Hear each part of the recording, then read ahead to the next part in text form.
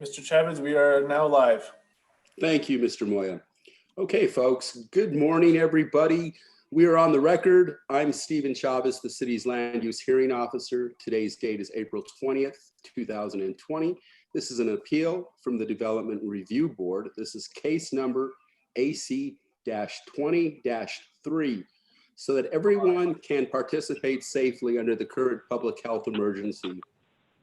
I am conducting this time-sensitive appeal hearing remotely via video and audio conferencing. In the event technical problems arise, please be patient. Our host, Julian Moya, will probably get it under control very quickly. To prevent any unintended background noise, Mr. Moya, who is our host, of course, for this hearing, may mute your audio to those who are not speaking.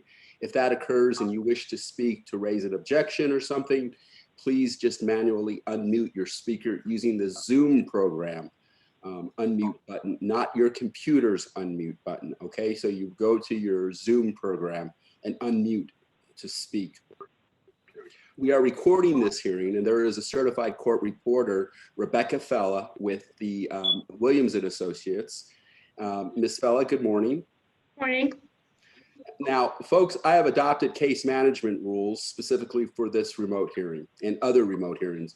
On April 15th, 2020, both parties were put on notice that if they wish to supplement the record, they must do so by supplementing with the city council clerk and within 48 hours. The parties' representatives, excuse me, were also put on notice that if they wish to speak or if they wish to present witness testimony, they had to give the city council clerk within 48 hours of the hearing a witness list in legal parlance, essentially a list of those people who will be testifying in this hearing, so that an access link can be given to that person or persons. Now, within reason, as long as the testimony or argument is relevant and stays on track, I will suspend the rules for time limits. In addition, if a party's representative feels that he or she needs to communicate with a party during this hearing, please ask, and I will allow short breaks, 5-minute breaks for that purpose. Since we are all remotely, I know that there needs to be sometimes communication. I don't mind taking a quick 5-minute break if that's necessary, okay? So now also the public can watch this hearing on the city's YouTube channel as it is occurring. A link to the YouTube channel was provided to the party's representatives to disperse as they wish. Now, please make your appearances for the record, beginning with the appellant. Ms. Quinones, are you there? Ms. Quinones? Alicia Quinones. Mr. Moya? Yes, I'm here. Okay, thank you. And for our record, your name is Alicia Quinones, correct? That is correct. Okay, now I'm going to swear you in. Please raise your right hand so that I can see it. Do you affirm to tell the truth, the whole truth, and only the truth, ma'am? Yes, I do. Thank you so much. Now, for the party opponents, I see Mr. Strozer, James Strozer. Mr. Strozer, please state your name and raise your right hand. Jim Strozer. Do you affirm to tell the truth, the whole truth, and only the truth, sir? I do. Thank you so much. And who is going to comment for the city planning department in this hearing? Hello, this is Nicole Sanchez, Assistant City Attorney. We have city staff available who will also need to be sworn in. Thank you. Good morning, Ms. Sanchez. Good morning. So who is the staff that is appearing? And I won't let staff that are on the DRB testify in this hearing, okay? Yes, thank you for clarification. Ms. Maggie Gould, Planning Manager, and Ms. Renee Brissett, Senior Engineer. Okay.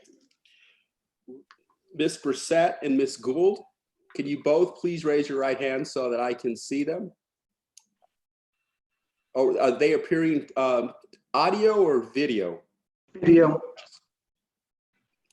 I see Ms. Brissett. Ms. Gould? Yes, Mr. Chavez, I'm here as well.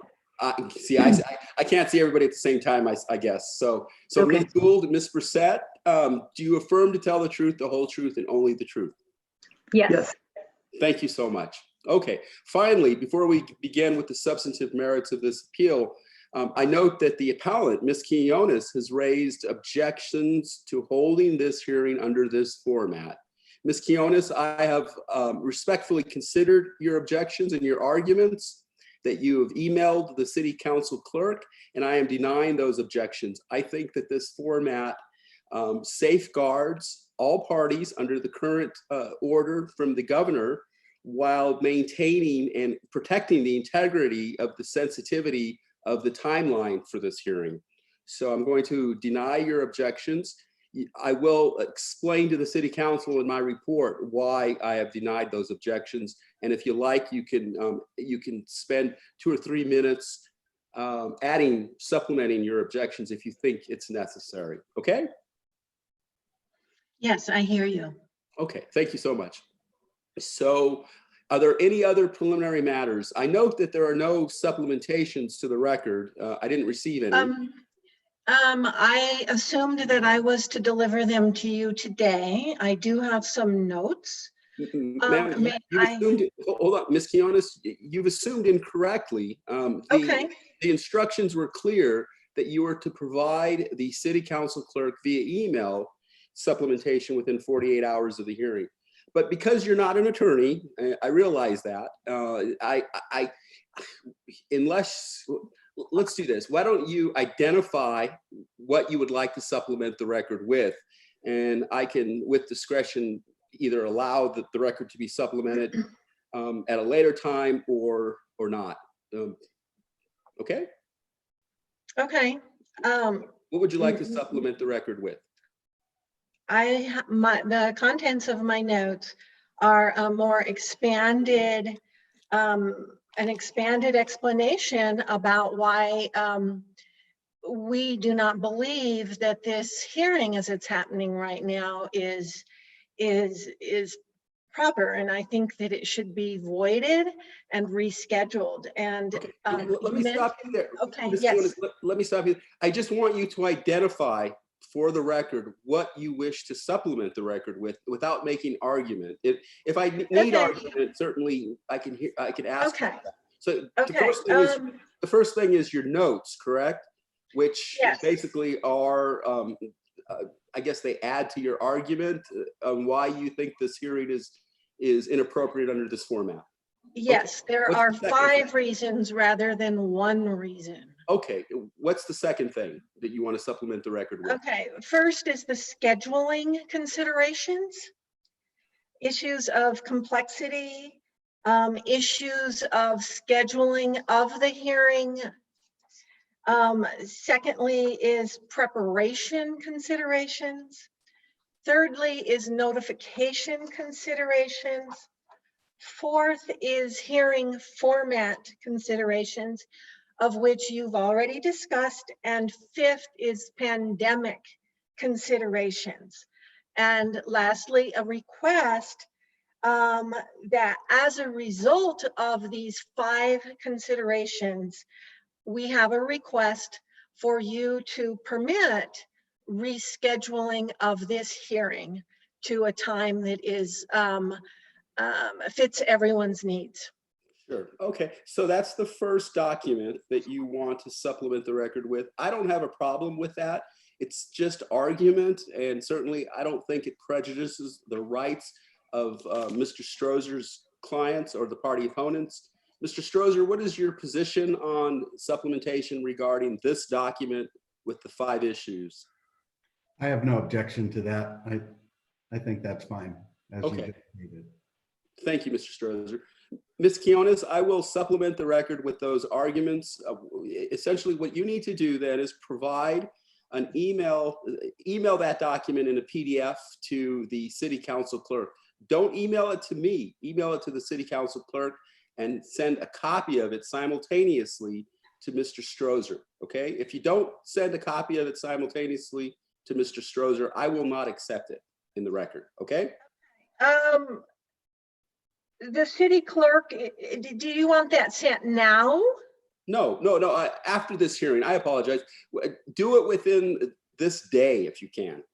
I'd Today. appreciate it. Can Okay, you do now that the within this city day? clerk is who? Ms. Ortega. Okay.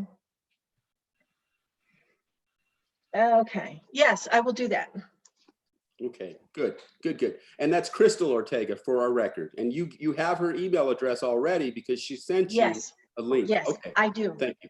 What is the second document that you wish to supplement the record with? The conclusion of my notes is that Oso No, no, Grande. no, no. You misunderstood me. I apologize. Yes, My question is, do you wish to supplement the record with any other documents? no. Okay, thank you. Okay, let's proceed now with the substance of your appeal. Okay, I've read the entire record without reading your 5 issues, your notes, but those are, I've already ruled on those issues, so those are not relevant for this hearing today. Go right into the substance of your appeal, ma'am. Mr. Hearing Officer? Yes. Just, I was trying to raise my hand. I just wanted to note for the record that it appears that Sheldon Greer, who is the project engineer on the applicant's side, he's the telephone number 505-264-0472, has joined the meeting. It looks like just via audio. And he's going to be, he will be available to help answer questions as needed on some of the technical issues. So I just wanted to make everyone aware of who that was. Okay, so Mr. Strozer, as you know, if you want to call a witness, you may to testify, and you can do that. And when the time comes, we can swear that person in. Okay. All right. I just wanted, it didn't have his name on there, and I didn't know if I just wanted to make sure everyone was aware of who that was on the call. Thank you so much, sir. Ms. Quinones, proceed, please.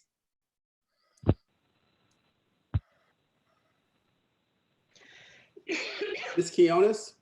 I am unable to see you. I can hear you, but I cannot see you. Can you hear me? I certainly can. I can hear you. And if you pull your screen open a bit more, if that's the problem, that might be the problem. I mean, you have to pull your screen open. I don't know what the computer prevalence is for that.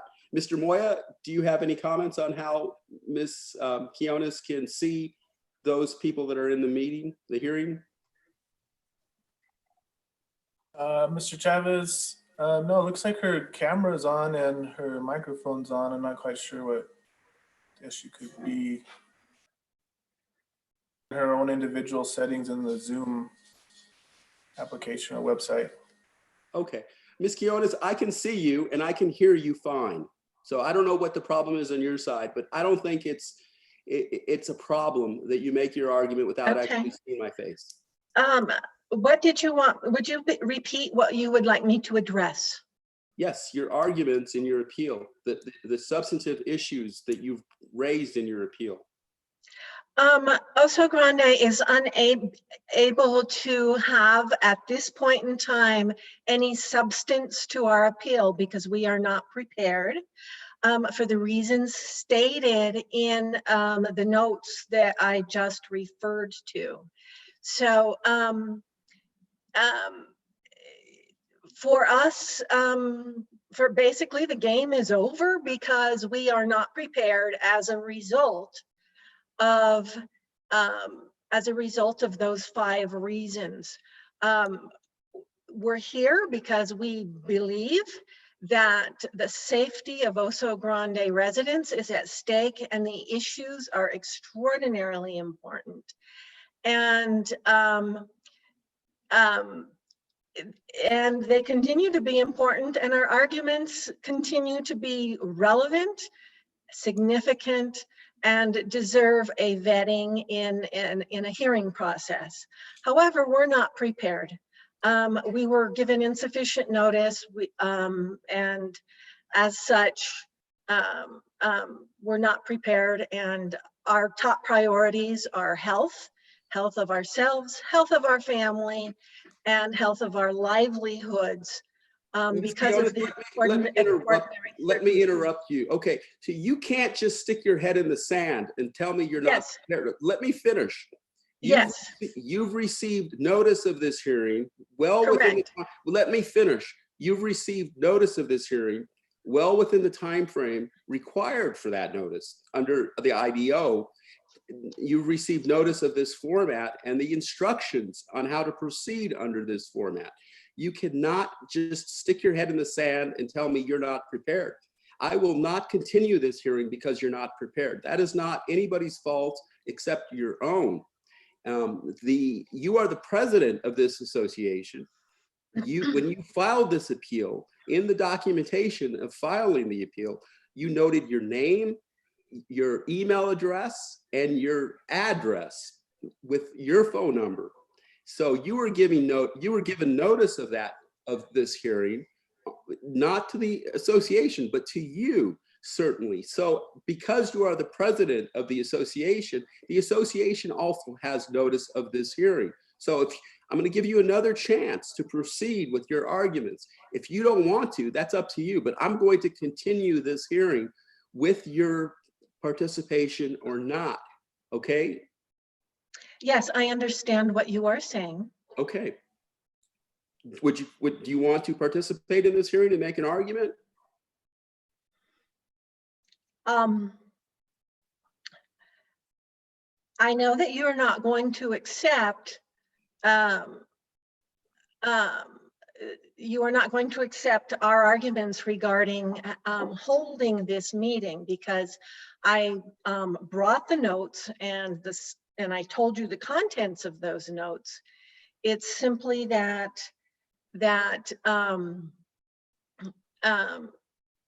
and excuse me, I'm a little bit nervous and stressed. The contents of those notes are substantive to the rest of this hearing. And you are saying that we were properly notified, and we respectfully disagree.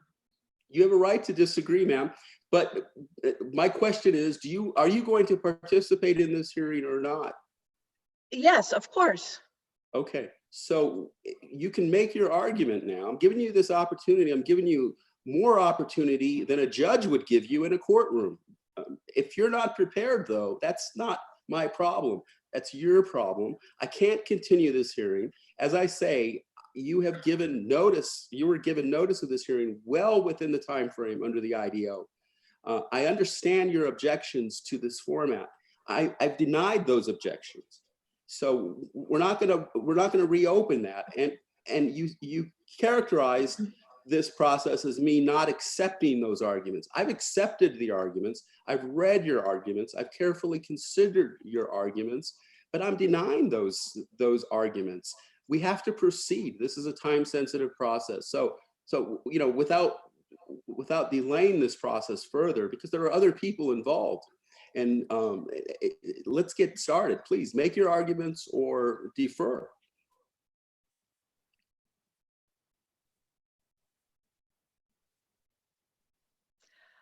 I can't be dragged into making arguments that I'm not prepared for. Mr. Chavez, I'm sorry to interrupt. I'm sorry, Mr. Quinones, but it looks like Rebecca Fowler, the court reporter, fell off the call. So I wonder if you want to take a short break and see if we can get her back on. Let's take a break because we need to have a clear record of this, Mr. Moya. Thank you so much for notifying me. And when we go back on the record, Mr. Moya, can you advise me? Yes. Thank you. Will do, Mr. Chavez.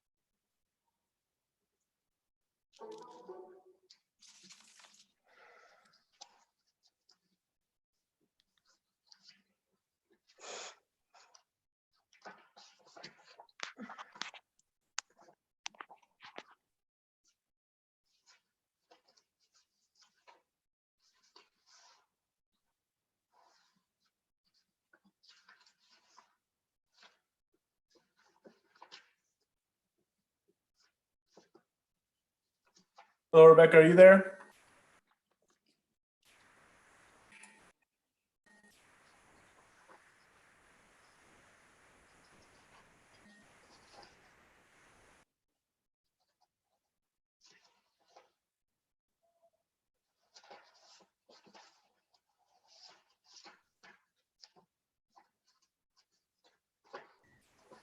Mr. Chavez, looks like Rebecca's back on, but I can't tell if she's able to hear or see us quite yet. Okay. Ms. Fella, can you hear us?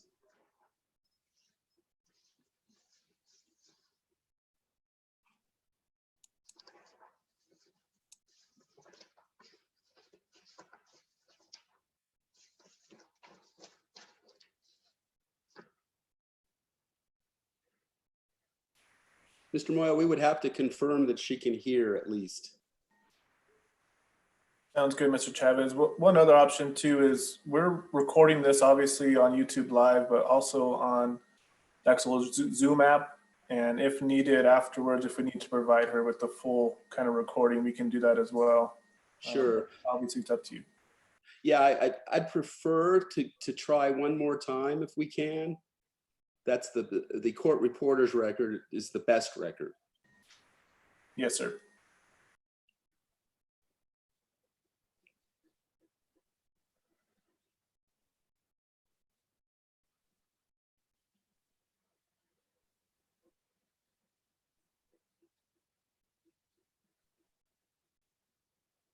I can see her.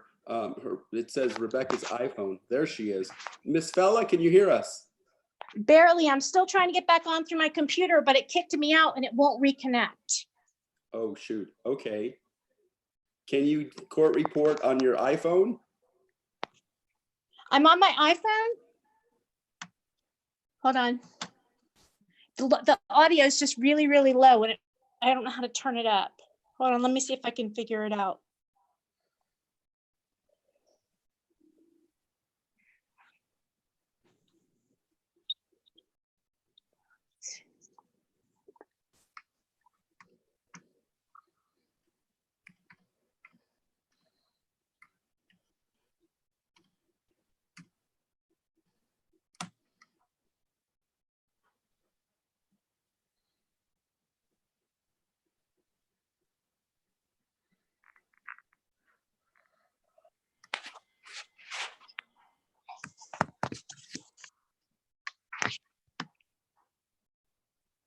Can you hear better now, Miss? Now I can hear you really, really well.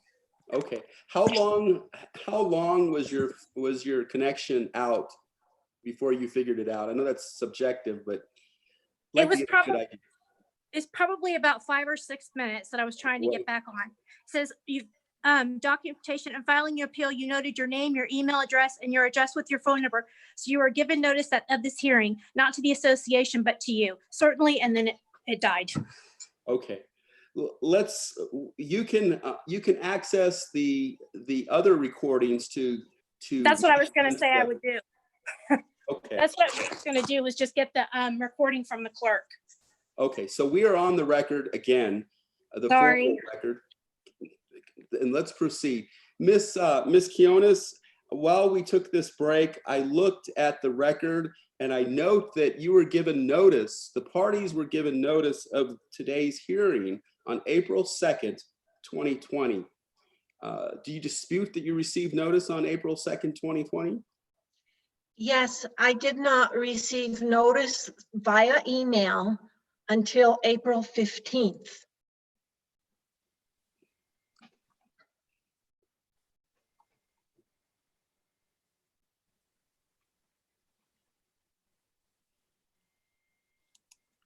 And why did you not receive or check your email until April 15th?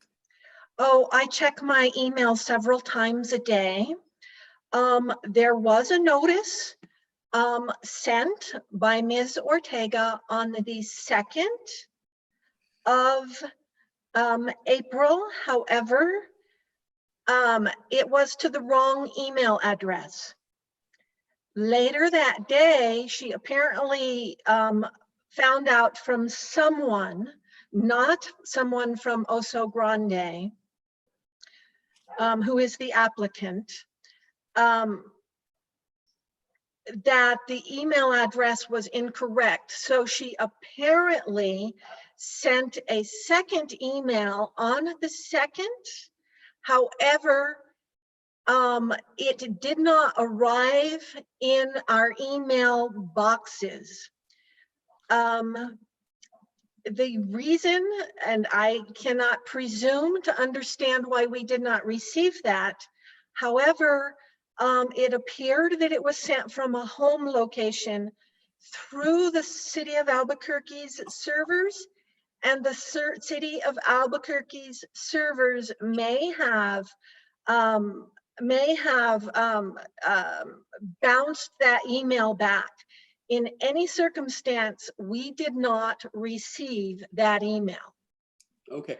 For our record, Ms. Quinones, I note that the email address that this notice was sent to you on April 2nd, 2020 was the exact email address you used in your appeal. It is info@osograndeNA.org. Isn't that's the email address? I'm sorry for interrupting. Yes, that is our email address, but that is not where the notification was sent. I'm not going to argue with you, Ms. Quinones. I have clear documentation that verifies that that is where the email was sent on April 2nd, 2020. Now, let me finish. We're going to proceed, and this is your last request. Will you make an argument or not? Yes. Okay, go ahead. Oso Grande, the applicant, is contending that it is in our highest and best interest to pursue this issue of flood control in its relationship to the permitting application, because the consequences and stakes and risks are so high.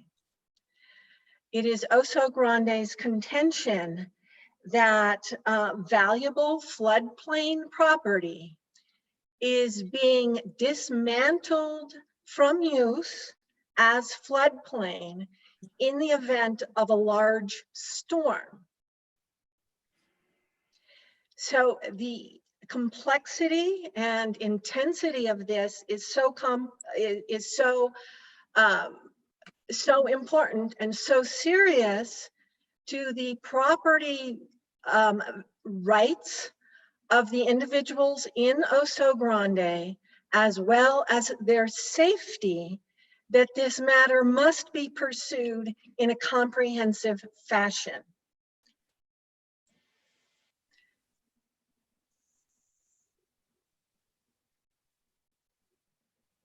Are you finished, ma'am? Yes. Okay. You're subject to cross-examination. Mr. Strozer, do you have any questions for Ms. Quiones? No, sir. Okay, thank you. Thank you, Ms. Quiones. Mr. Strozer, now you have an opportunity to make your argument for this appeal. Thank you, Mr. Hearing Officer. I had prepared a response based on the written appeal documents that we had that the Oso Grande Neighborhood Association filed as part of the appeal application. And so I just wanted to kind of go through the general points as they relate to that document. And I think first and foremost would be a statement that I don't believe that the appeal has responded to the IDO requirements relative to the appellant's burden to overturn the DRB's decision. And the appeal did not provide any evidence and refer to evidence that was in the record that would indicate that the DRB in their approval of this site plan made an error or abused their discretion in applying the IDO to this project. I think it has been demonstrated on a number of times and is clearly in the record that there's no evidence that this property is encumbered as water and flood control infrastructure as stated in the appeal. What is clearly evidenced in the record is that this is privately owned property. It's zoned MXL, has received approval for the conditional use as an indoor storage facility pursuant to the IDO's process and the ZHE's decision, which was appealed and recommended to be upheld by the hearing officer and affirmed by the city council. The property is not within the floodplain. It is not infrastructure. It is not a part of the dam. Once again, it is private property. It is across Juan Tabo Boulevard from the John B. Robert Dam. The implication in the appeal is that the DRB and city hydrology somehow sidestepped other regulations. Both the city staff and the applicant's engineer coordinated with AMAFCA, the Albuquerque Metropolitan Flood Control Authority, in its review of this project. There's no evidence that either AMAFCA or city hydrology have disregarded or sidestepped any regulations from any other agencies that would prohibit development on this private property. And I think that's basically the contention that was just raised in this hearing by the neighborhood association representative. There were other issues that were brought up in the written appeal related to the ZHE decision and alleged conditions that were placed on the property from the ZHE's decision, which I would just, and I know the hearing officer is certainly aware of this, but the ZHE's responsibility was to deal specifically with the conditional use application and the appropriateness of that use on this property, which once again was approved and upheld by the city council. The allegations raised in the appeal related to the flood control aspects of this, I think, are probably best addressed by city staff, by the city hydrology department and their engineer. And in conclusion, I don't think that the appellants have met their burden to show that the DRB erred in their approval of a site plan, and that the DRB, it's clearly evidenced in the record that the DRB took those comments that the neighborhood association and specific neighbors made in the hearing in writing and addressed them and considered them as part of their review and deliberation of this project. And I don't think that there's any evidence to the contrary that has been provided as part of this appeal. And with that, we would respectfully urge you to recommend to the City Council that this appeal be denied and that the DRB approval be affirmed. With that, I know Mr. Greer is on the call.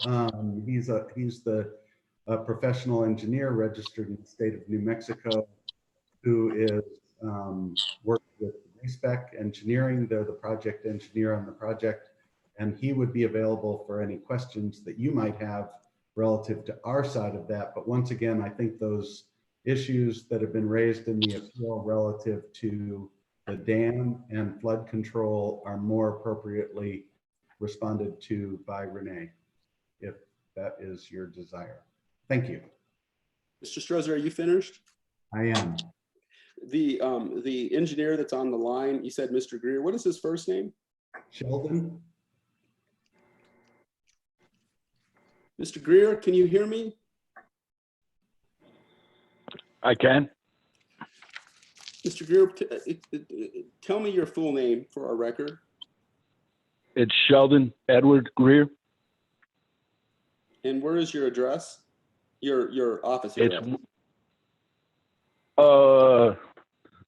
It's a good question. I never give that out. Let me look it up quickly. It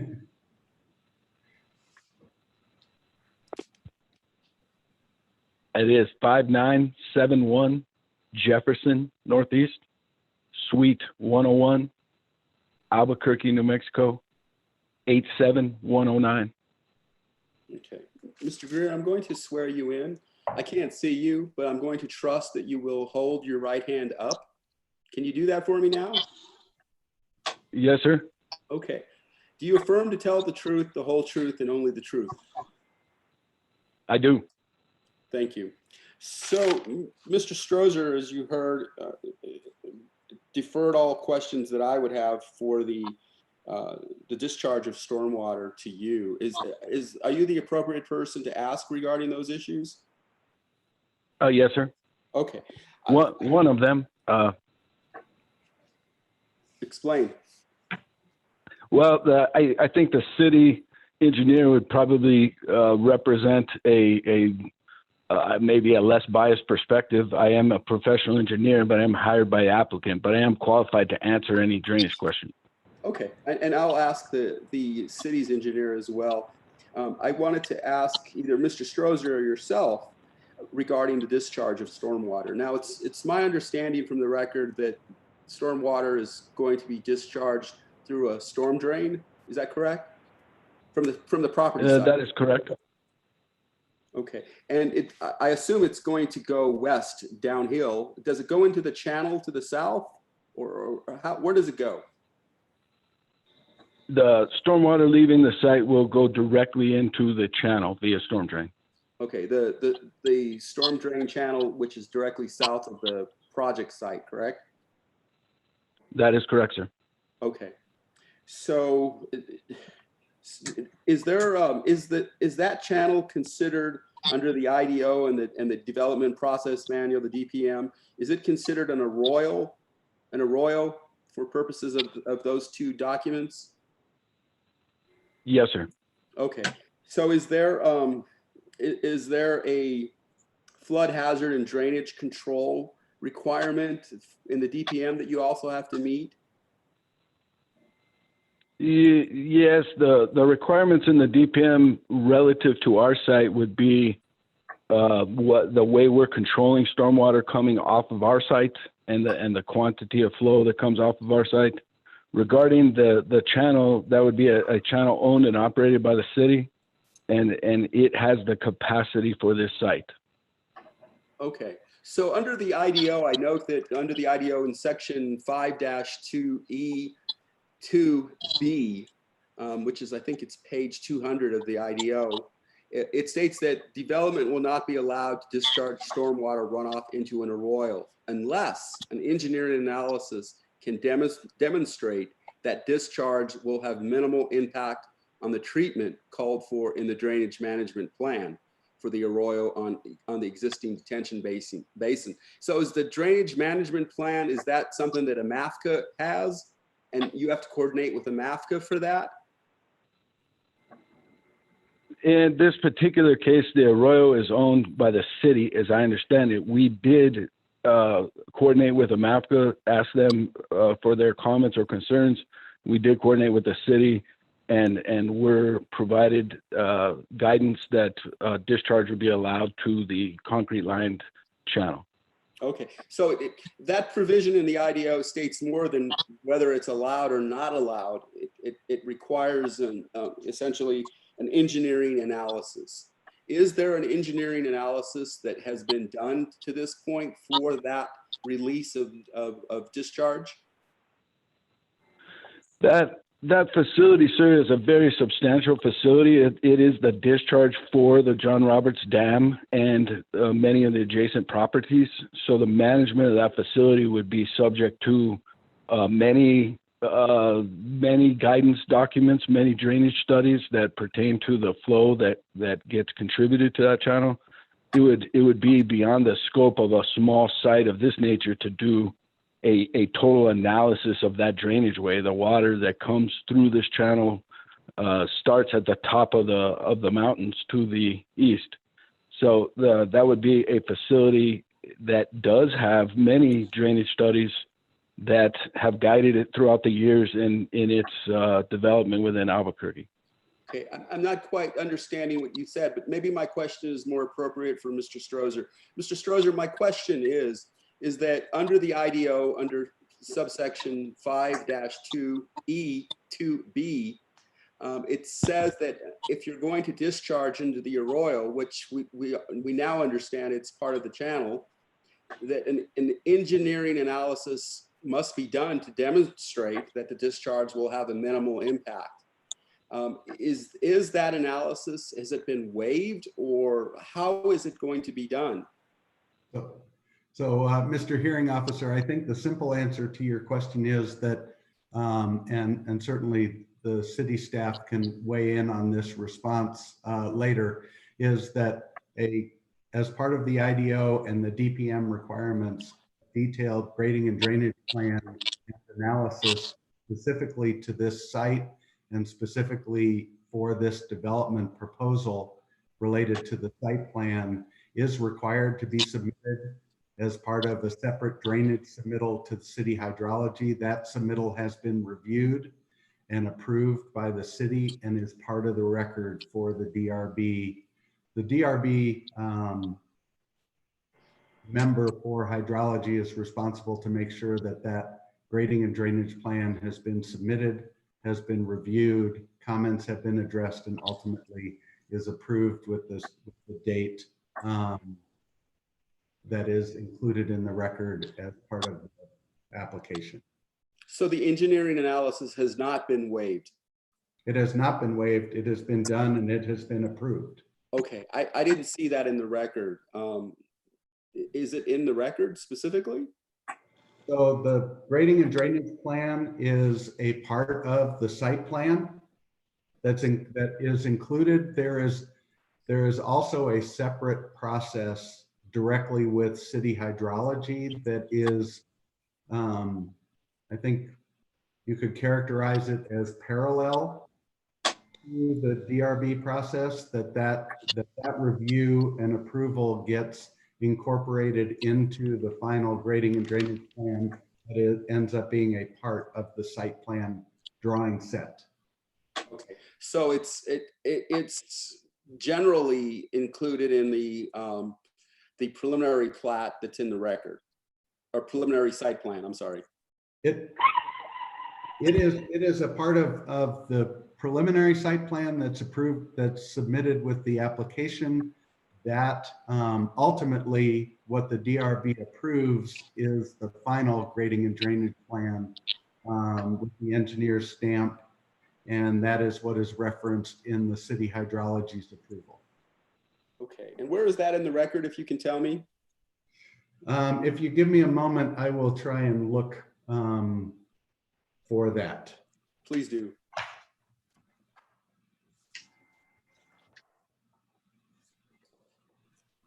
And I'm only concerned right now with the engineering analysis, Mr. Strozer. Right.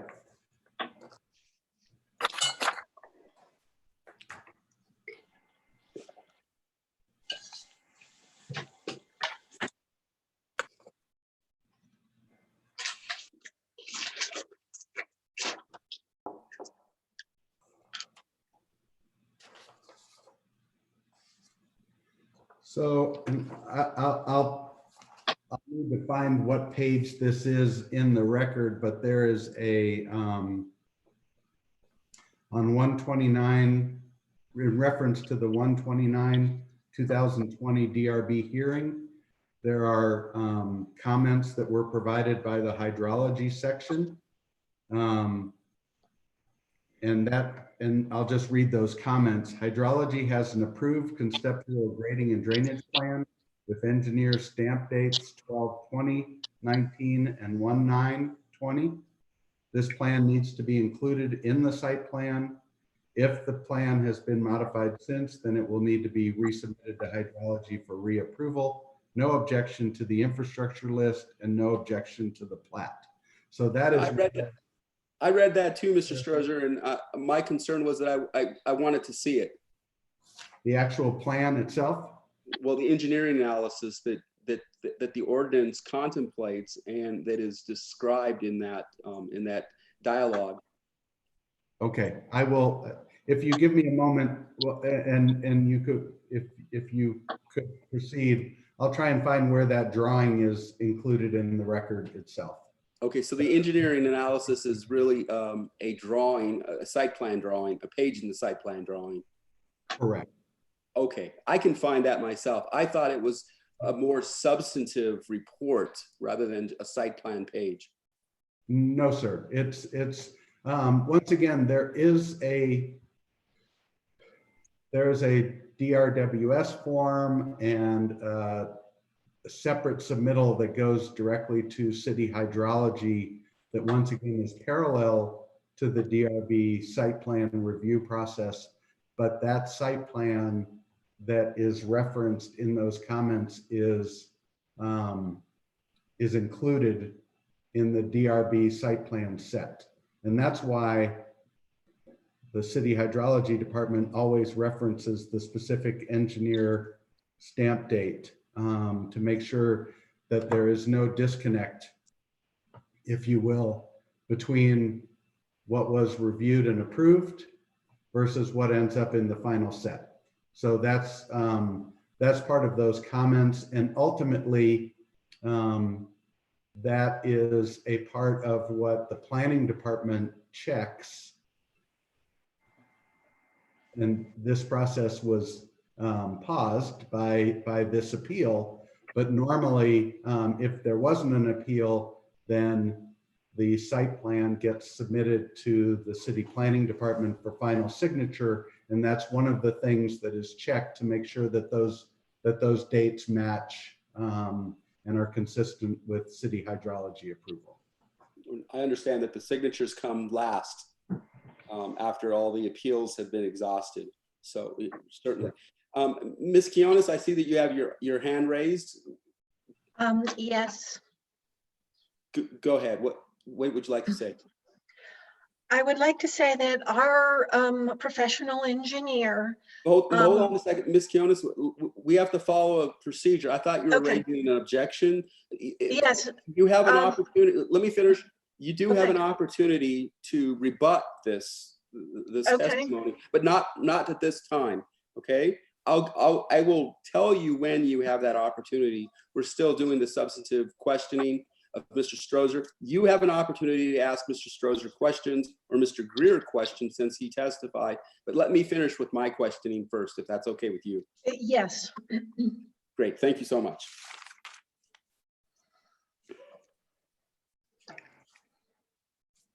So Mr. Strozer, and perhaps you can tell me if Mr. Greer would be better to answer this or a city staff member, but the drainage management plan, how is that dealt with and considered in this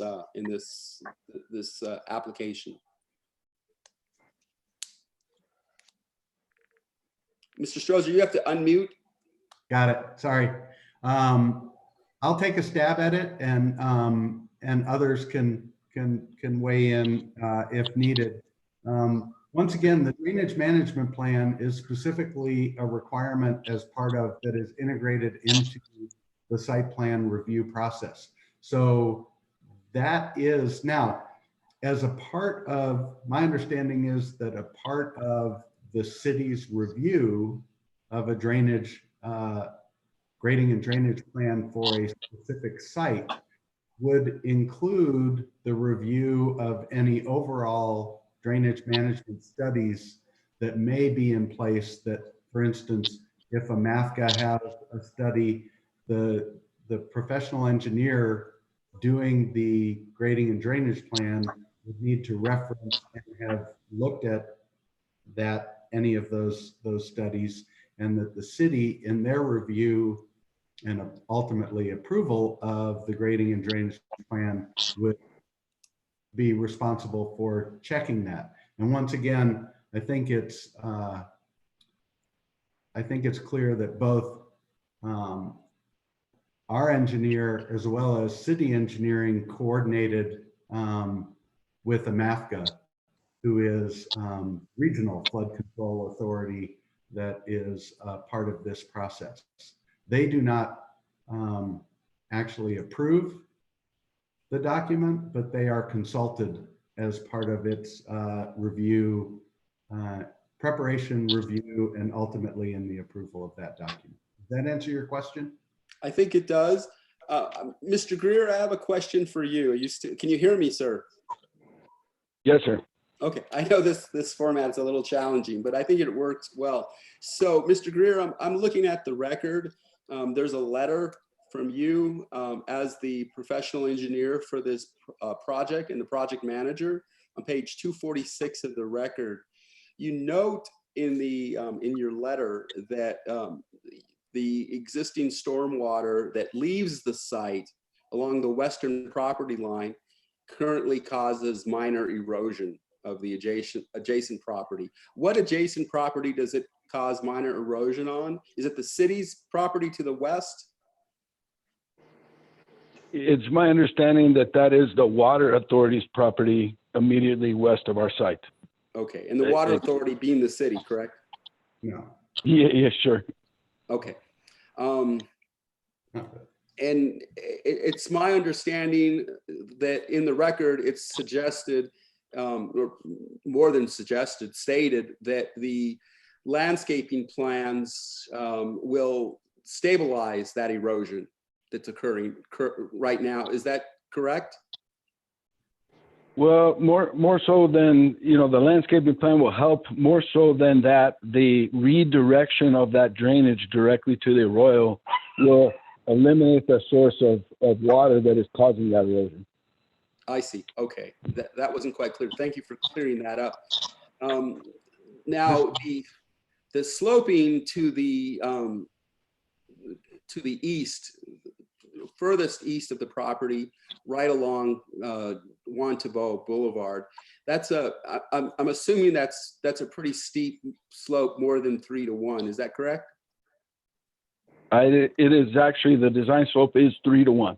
Okay, so you're not going to, this project doesn't include any impervious space on that slope, correct? You're going to, that's where the landscaping goes, correct? There will be landscaping on that slope, yes, sir. And the purpose of that landscaping is it's my understanding in the record, it's to for visual issues as well as to stabilize the soil in that slope. Is that correct? That is correct. 3-to-1 slope is considered stable relatively, but the landscaping will help to keep the surface even that much more stable. Yes, sir. Okay, thank you. Now, the FEMA designation of the project property site, is it X or is it C or B? It is Zone X. Okay, so it's Zone X, so it's within the 500-year floodplain, 1 in 500 annually floodplain, correct? That is correct, as opposed to the regulated storm, which is the 100-year. Right, right, and the 100 storm, is that certainly that's to the east of the project site, above the dam. But is there any property to the south of the project site, including the channel, that would have that designation of the 1 in 100 year designation? Yes, sir. Yes, the channel itself. That's what I thought. Does have. So are there any, is there any new infrastructure that this project will add to that channel other than just connecting to it? No, so there'll simply be a small pipe penetration in the channel to allow our water to enter. Okay, and that has already been approved by the DRB, or it will be reviewed again by the city hydrologist and then approved later? It's generally conceptually I think there now, I suppose, correct? It is conceptually approved. I believe there will be some subsequent approvals for building permit. There's multiple layers of approval with each step. Okay. Thank you so much, gentlemen, for being patient. Ms. Quiones, if you have cross-examination questions of either witness that just testified, you may start now. But remember, this is just for questions, not for argument. Okay? Ms. Quiones? Yes, I'm hearing you. I'm collecting myself. Oh, I'm having difficulty remembering the arguments made by Mr. Greer and Mr. Strozier. So please bear with me. I certainly will.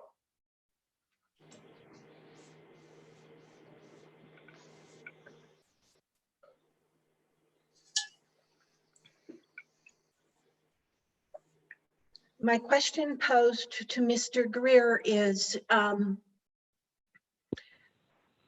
if he had a change of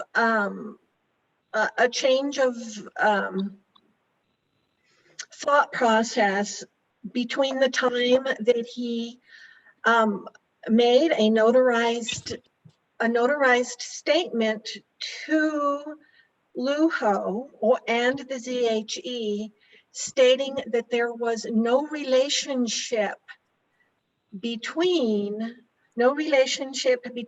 the dam and that there would be no impacts between the site that's located at 49091 Wantabo and the John Roberts Dam. Additionally, in that statement, Mr. Greer said that he was in a state of certainty,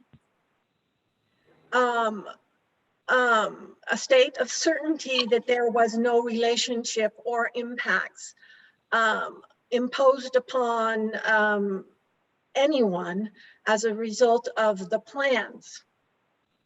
That would be the earlier statement by Mr. Greer, and then a later statement by Mr. Greer on the site plan stated that there would be significant property damage in the case of a dam failure. And that property damage was not stated to whom, but simply stated as significant property damage. Does this represent a change in your outlook on the safety and the adverse impacts associated with building on that site. Mr. Greer, do you understand the question? I do. Can you hear me? Yes, please, answer, if you can. Okay. Yes, no, I have not had any change in my position or perspective of the matter. Those are two separate matters entirely. I believe the statement referred to is regarding the initial question of whether this site development would have any impact on the dam itself, that there would be any adverse impact on the dam. And my answer is no, that the location of this site would not adversely impact the performance of the dam in any sense. The additional statement referred to that substantial damage would occur should the dam fail or should a large flow come over the spillway of the dam is just a matter of fact. All properties downstream of the dam are subject to damage in the event of a dam failure or of a much, much larger event than the 100-year design storm that would come over the spillway and potentially flood some properties. It is the onus of my drainage report for the project, drainage plan, although it is approved by the city and or AMAPCA and reviewed for its content. Inevitably, I am providing that report to my client, who is the owner of the property, and I am identifying any potential impacts regarding this property on downstream properties regarding drainage, or on any upstream drainage that may impact this property. And I'm bringing that to my client's attention for his consideration, for his future risk, if you will. And so I would be remiss if I were not acknowledging that the dam did exist and that a storm much larger than a 100-year event could adversely impact this property. That does not conversely indicate the property impacts the dam. It does not. Ms. Kionis, may I follow up with a quick question? I apologize. I'll give you more time, Yes. certainly. Okay. Yes, Mr. Greer, please. thank you, Ms. Kionis. Mr. Greer, I have a follow-up question regarding that. And I note that you cited that in your, the no impact to the dam in your letter that I was referencing earlier at page 246 of the record. My question goes to the downstream impact. With the increase, or maybe there's not an increase, am I assuming, is it wrong for me to assume that the stormwater discharge from this project site into the channel increases the channel's flow? There would be a mild increase based on the current design, yes, sir. When you say mild, what does that mean in Well, trailings? Sure. I could calculate that. I don't have that number off the top of my head, but I would suggest that this site would be something on the order of maybe 1/1000th or 1/10,000th of the flow of this channel. So this site, its relative impact on the design flow for that channel would be a very, very small amount, as in less than probably 1/10 of 1%. Okay. Now, Ms. Kionis, if you can bear with me, I'm just trying to understand. So the discharge, the stormwater discharge currently, without the improvements to the project site, where was this discharge flowing? Where is this discharge flowing right now, I suppose? Mr. Greer? Sure. As noted in the drainage plan, and in my comments, I think at some point, the discharge currently moves to the west across the Water Authority property and inevitably goes into an inlet on the southwestern portion of the Water Authority property and then that inlet discharges directly into the very same channel. Okay, so it's going into the channel further west. Yeah, about 100 feet or so to the west. Okay. Does I'm not an engineer certainly, but I've read enough of these appeals that I kind of understand how discharge works a little bit from a layperson's point of view. That discharge that currently exists, there's additional debris that's included in that discharge, whereas in this project, that debris would not be included in the discharge into the channel, correct? Or no? I think there would be a reduction in sediment, if you will. Sediment. The existing site, you would have some, the erosion we spoke of earlier that is occurring on both this property and the Water Authority property. That's essentially sediment being carried into the arroyo, where once we develop this property and the surface is stabilized, then you would expect there to be a substantial reduction in sediment. Okay, I read an opinion in this record. I don't recall where it is offhand, but it was either your opinion or the city hydrologist's opinion that the net impact west, downstream, downflow, is more positive than it would be negative because of this project improvement. Was that your opinion, or is that your opinion? I don't believe that I recall offering that opinion in any form, so it may have been the city or AMAFCA that offered that opinion. It's kind of hard to measure. Again, the impact of this is so insignificant that it would be a little hard to argue. At best, I would argue that it would be a break even or of no consequence. And why would that be a break even or of no consequence? What are the elements or factors that you would consider for it to be a break even or no consequence? Well, the increase in runoff from this particular site is so small that it has very little impact. The development of the site does reduce the sediment that is eroding and running into the arroyo. The current hydrology requirements within the city of Albuquerque to meet their MS4 is to do water quality treatment. So we will be essentially applying applications to keep floatables and the like out of the water system to help improve the water quality. So we are reducing sediment. We are increasing the water quality.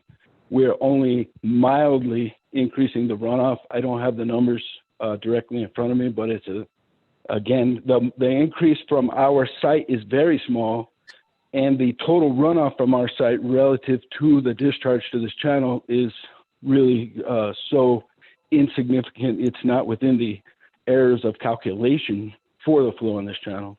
So it would be hard to argue a benefit, but it would certainly be hard to argue any detriment. So I would call it a push.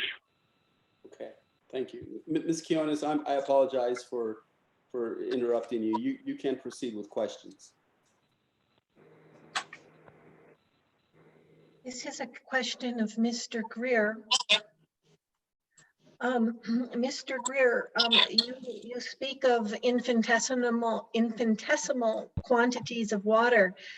However, as a certified risk manager, I would state that engineering analysis should consider water flow and amounts of water flow under various scenarios. You are stating one fixed condition, and you have not stated amounts of rainfall. So from my viewpoint, there are various scenarios. There would be a current scenario with no development and the effects that has on the neighboring properties. there would be a most likely case scenario, engineering scenario, where a storm event under likely conditions of storms on that property and on that property and on surrounding properties. And then there would be a worst case scenario of rainfall. This would be a rainfall that is what would be called probable maximum precipitation. So there are 3 scenarios in 3 different ways that that lot interacts with surrounding properties. While we contend that there are major impacts that lot has on the floodplain, the question of you is, did you do any type of risk analysis that with various scenarios, rainfall scenarios, and drainage scenarios that caused you to make the statement that you were in a state of certainty regards that property's impact? Now, Ms. Quinones, is that your question? Let's my let them answer the question is, if it is. within the context of the 3 scenarios that I just mentioned, which are common engineering scenarios, my question is, was there analysis conducted, with engineering analysis conducted within those 3 sets of scenarios that led to the statement saying that Mr. Greer was in the state of certainty that there would be no impacts on surrounding properties? Mr. Greer, I know she's putting words in your mouth, but can you answer the question, please? Sure. So with regard to analysis, the standard of practice, the requirements of the city of Albuquerque, the federal standard for flood analysis is the 100-year design storm. So that is what was performed for the site. And yes, we did consider the rainfall for the 100-year. We do look at the existing conditions and our proposed conditions to make certain that we are not adversely impacting our neighbors. So we met with the water authority on the site. We talked with them regarding the erosion. We presented to them 3 options for how we might drain the site, some of which required an easement across their property to connect to the storm drain they have on their site. We certainly did the analysis. We certainly worked with our neighbors. We came up with an amenable solution, which was to discharge directly to the channel.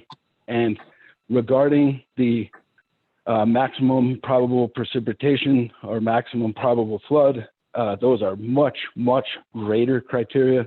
That is not a standard of practice for analysis.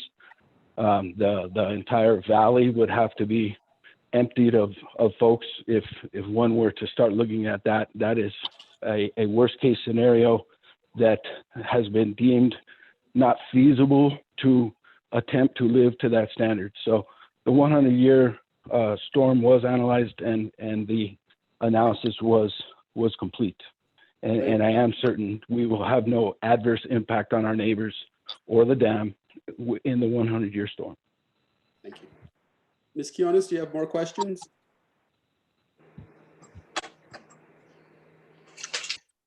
Yes, can you please give me a moment to formulate my question? How much time do you need? Just a few moments here, please. Sure.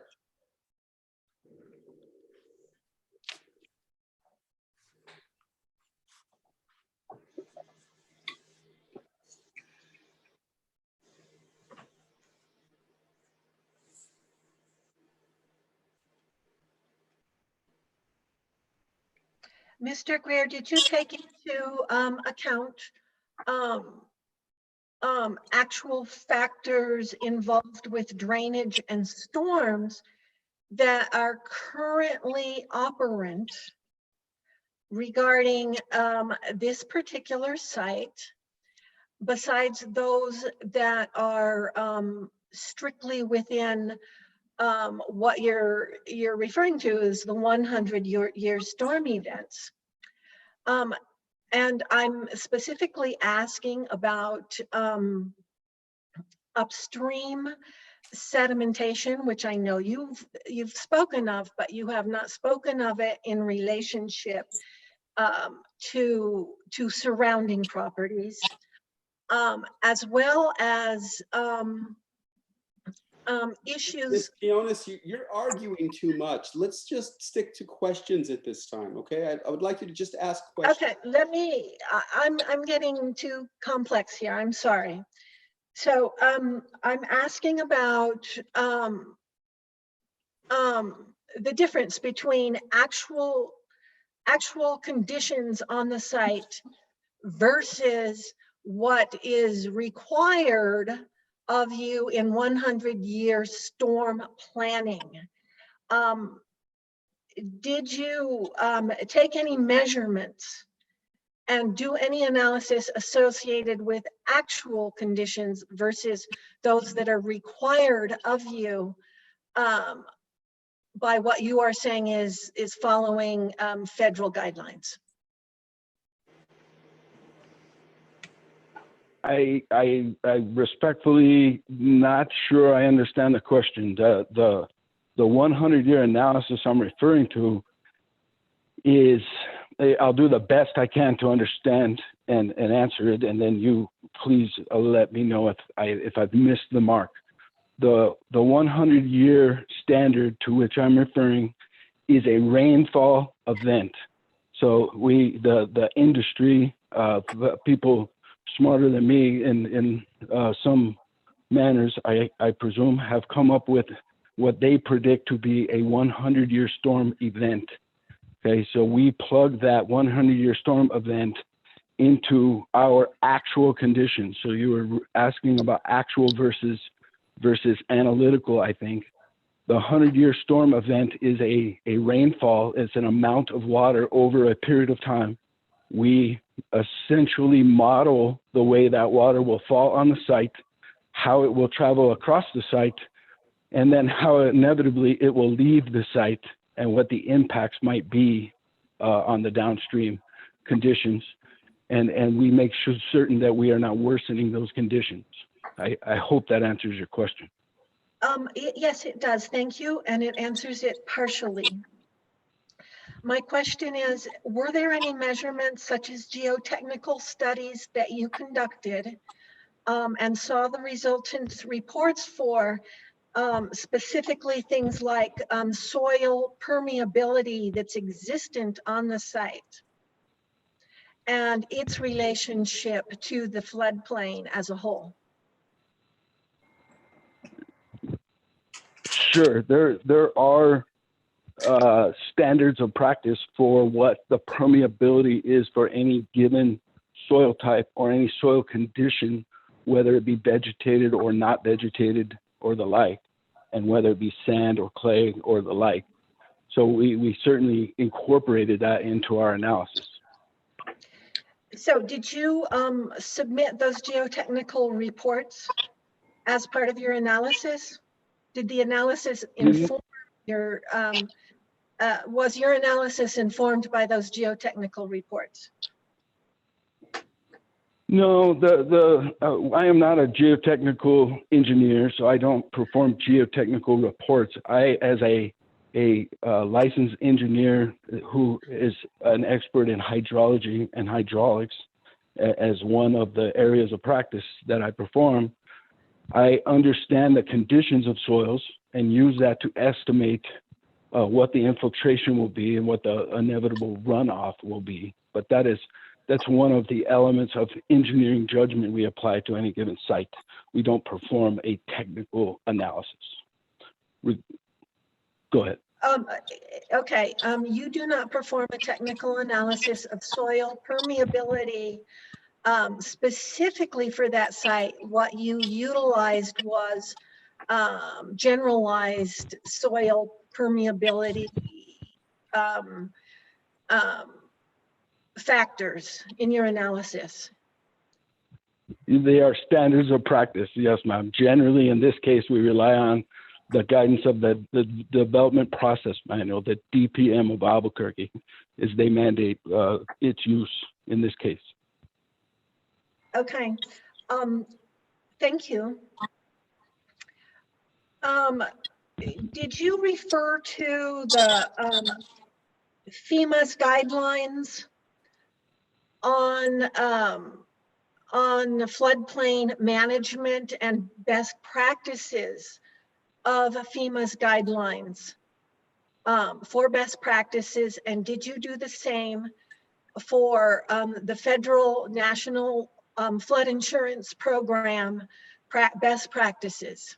And did any of those best practices inform your analysis? Ooh, I'm not specifically, don't have what you're referencing in front of me. So did each or any particular thing inform my decisions? I don't know. I can't answer that.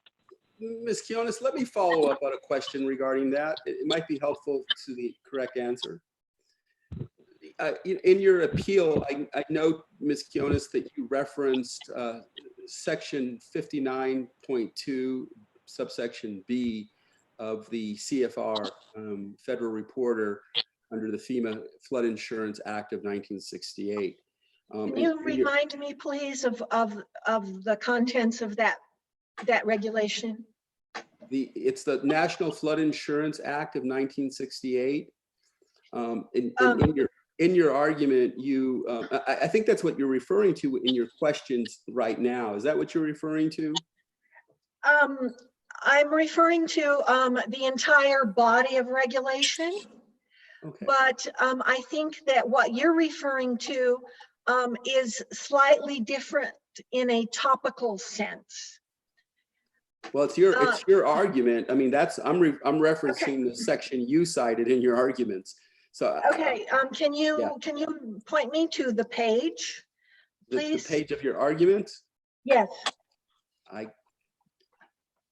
will I will look for it very quickly. Did you say that was 44 CFR 59.2B? Correct. Okay, I think we're on the same page now. Thank you for bearing with me. Ask your question. No, that wasn't.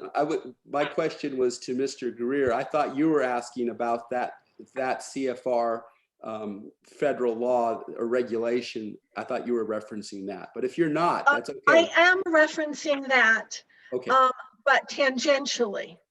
Okay. Because this is broad, very complex. So the answer is yes, and in a partial sense. Let me ask the question to Mr. Greer. Mr. Greer, is this project obtaining any federal funding under the Housing and Urban Development Act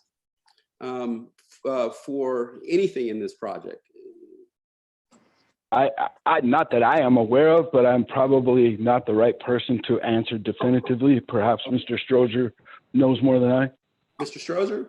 No, this is privately funded. Okay, that's what I thought, because Ms. Quinones, that CFR section 59 2B is only applicable if the construction is receiving any of those federal funds under the Housing and Urban Development Act. Let me finish. If that construction project does not receive those funds, then those FEMA regulations are inapplicable. But go ahead with more questions. I'm not going to argue the point with you, but if you need to ask more questions, please do so. Yes, please give me a moment to formulate my questions.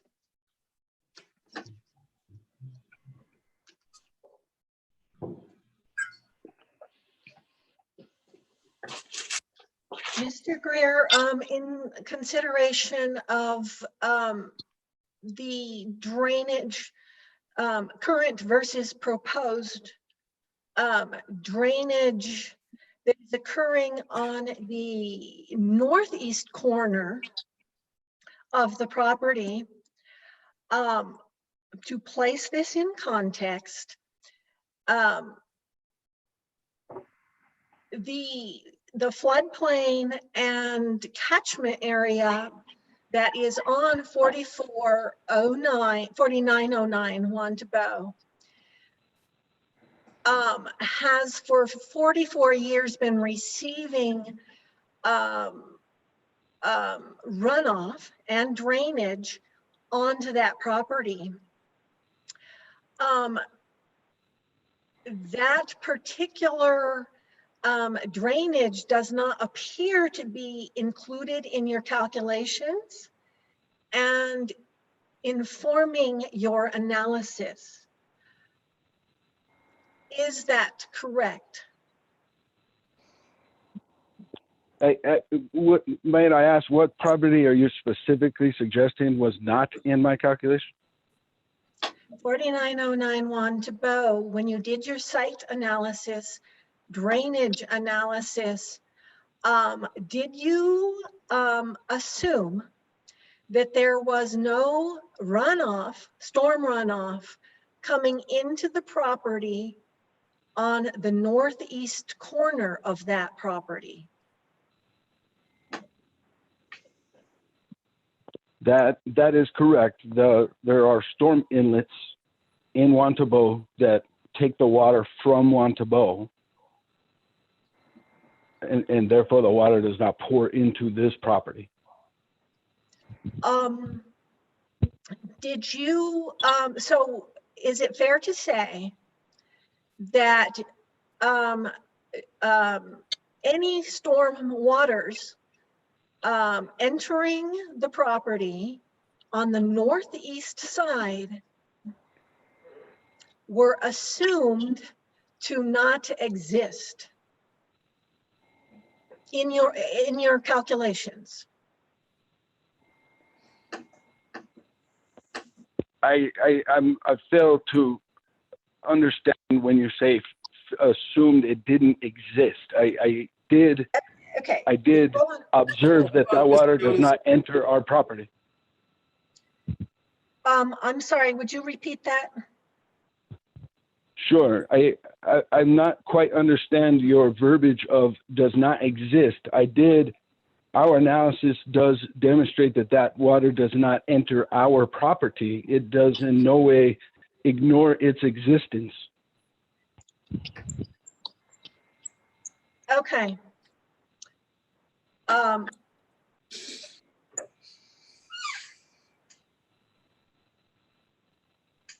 So the next question is, how was the storm runoff on the northeast corner prior to the beginning of this project? How was that water flowing? And how is that water flowing today? And were there any changes done at that corner by, in your knowledge, to change that water flow on the northeast corner? Ms. Quinones, hold on, Mr. Greer. Ms. Quinones, Sure. are you referring to stormwater runoff from Osuna and Juan Tabo, that corner, or from the corner of the project site itself, or both? I'm both. Okay. Do you understand, Mr. Greer? I do. I presume. Let me just get clarification. You're asking about the water that is in Juan Tabo, that flows within Juan Tabo during a storm event. Is that what you're asking about? My question is, as a follow-up to your previous answer, can you state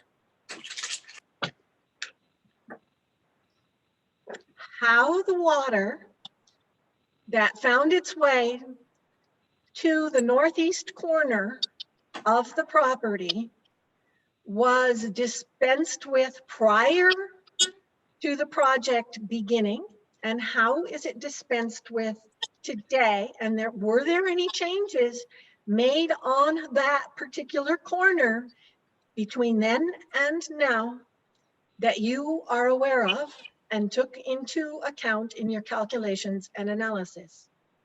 Ms. Kionis, can you put a So- timeline up here? Hold on, Mr. Greer. When you say then and now, and you say the beginning of the project hasn't started. Give us a date, please. Maybe a year ago? Let's just say prior to January 1st, 2019 would be then. And now is, say, today. Mr. Greer?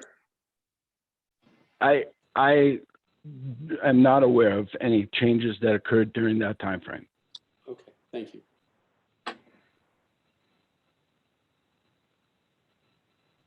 Ms. Kionis? May I make a statement? No, this is just questions. This is just Okay. questions. You will have an opportunity in a little while for rebuttal, okay?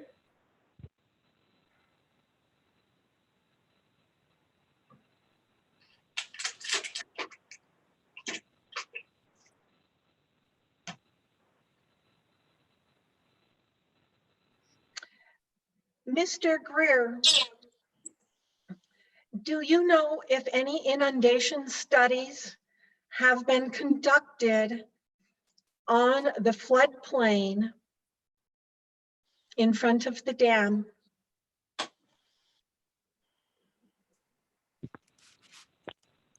I did not specifically review any inundation studies.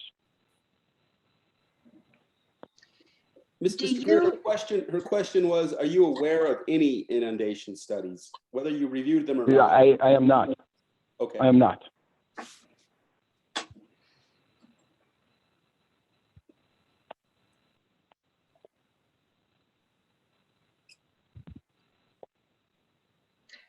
Mr. Greer, did you do any risk analysis or impact analysis? And that would be engineering risk, engineering impact analysis on that lot under various flood scenario, rainstorm scenarios. No, nothing specifically called a risk analysis. No. Impact Okay. analysis, Mr. Greer? I guess one could infer that our drainage study, our drainage plan for the property is a form of an impact analysis, both on our property and the adjoining properties. So, but it's not specifically called an impact analysis. Understood.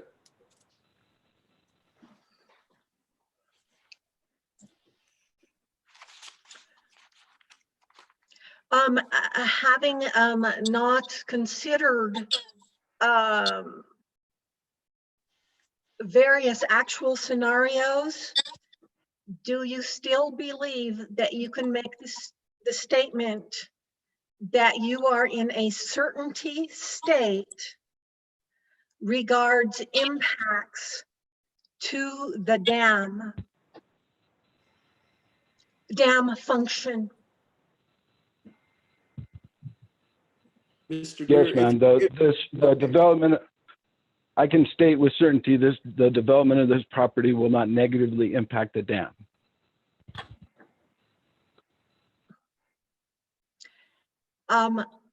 Can you state with certainty that the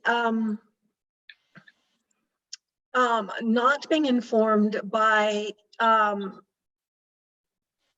a risk analysis, as I have described it, that the floodplain itself will not be impacted? adversely Floodplain, what floodplain are you referring to? Mr. Greer, hold on a second. Let me just clarify Sure. the question. Okay, under these rules, I'm allowed to re-ask the question for clarification. Okay, so I believe Ms. Quinones is asking whether or not there's an impact, but I would like you to address whether or not there's an impact that adversely affects or not. Okay. Sure. That adversely impacts which floodplain? I assume you're referring to the FEMA floodplain or referring to the spillway from the dam? I'm not certain.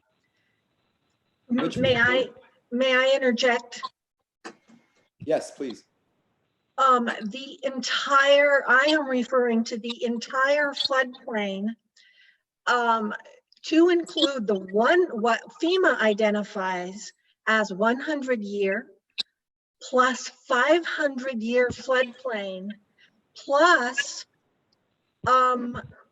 any properties that are identified in an inundation study. Now, Ms. Quinones, I'm going to rephrase your question. Mr. Greer already testified that he didn't review any inundation studies, so he can't testify that his answer will be qualified by an inundation study. So please, do you understand the question, Mr. Greer? The floodplain Sure, is a general area. Yeah, I mean, I get the intent of the question, right? Are we going to adversely impact any floodplain? The answer is inevitably no. However, being an engineer and particularly, acute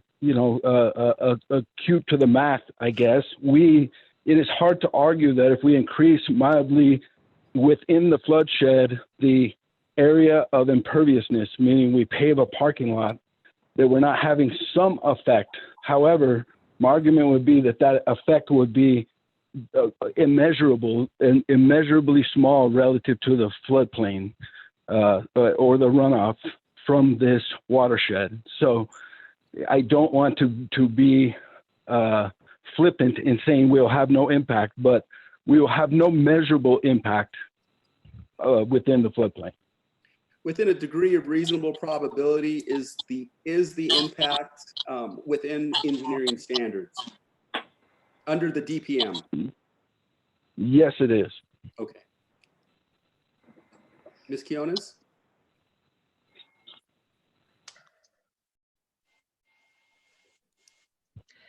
I would say that again, this is just Ms. Quinones, this is just question. You're stuck with the answer. Please give me a moment. I'm trying to integrate Mr. Greer's answers into my questioning.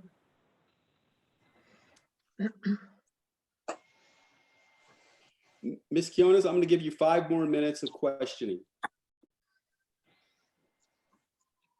Okay, that's fine. Please, I'm just trying to pull together competent questions.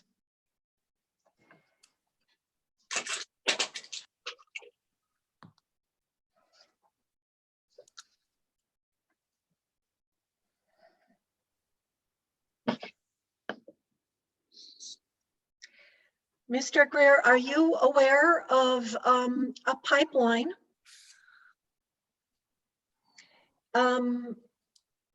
buried underneath 4909 Montebo that belongs to the dam as part of the functioning of the dam? Are you aware? I'll stop the question right there. Can somebody clarify for me what 4909 Montebo is? That our property? I believe is that it the is, property in question? Yes. Yes, it appears to be. Okay, I just looked it up. There is not a pipeline that I am aware of or has been identified by any survey within this the subject property, 4909 Montebo. Have you studied the site plan for the John Roberts Dam? Yes, generally I've looked at it. Okay, and you are not aware of a pipeline on those site plans? And that would be a drainage pipeline that extends from the toe of John Roberts Dam across 49091 to Bow and outletting into an arroyo and subsequent infrastructure that includes a swale and a dike and a sedimentation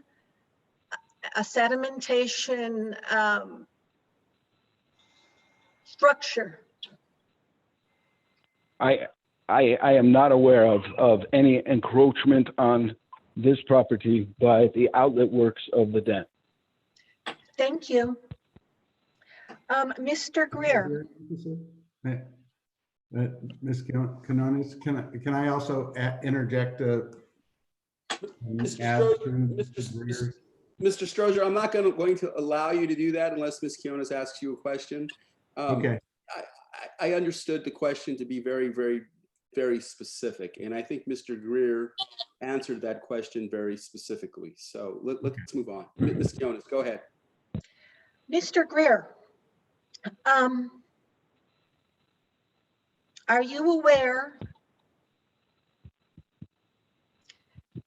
that it is common for dams to have what's called drainage blankets on the downstream side of a dam? I'm sorry, what was the word you used, drainage?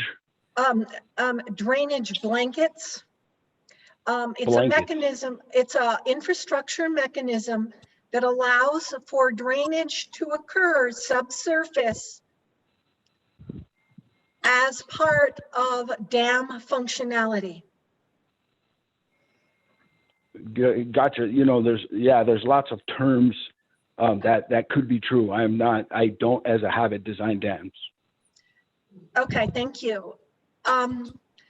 Would it be conceivable to you that there would be a drainage blanket subsurface on 4909 Juan Tabo that would be functionally a drainage mechanism for the dam? It would be something I was not aware of. Okay, thank you. Are you aware of any subsurface studies and groundwater studies, groundwater depth studies on 4909 Juan Tabo? I am not. Did your analysis take into account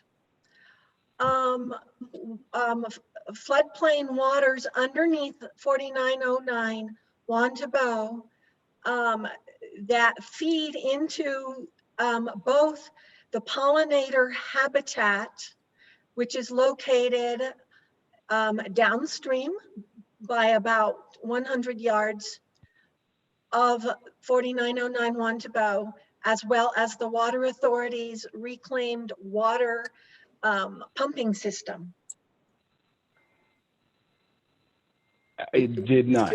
Mr. Greer, hold on. Ms. Kionis, are you asking him if there are any of these infrastructure elements on the private property of 4909? Is that generally what your question is? Thank you, Mr. Chavez. What I'm asking is, let me restate this. Were there any subsurface studies that you took into account in your analysis regards that property? I personally did not. We do review the geotechnical report if it pertains to our improvements on the site, but it's generally in reference to the items regarding retaining walls or foundations for the building. Beyond the geotechnical report, we don't normally do subsurface drainage studies.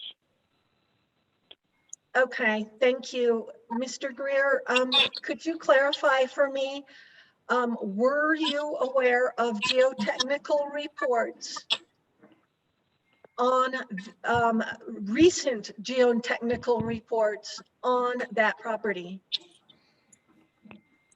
I presume I reviewed the geotechnical report done for this development. I don't recall specifically, to be honest.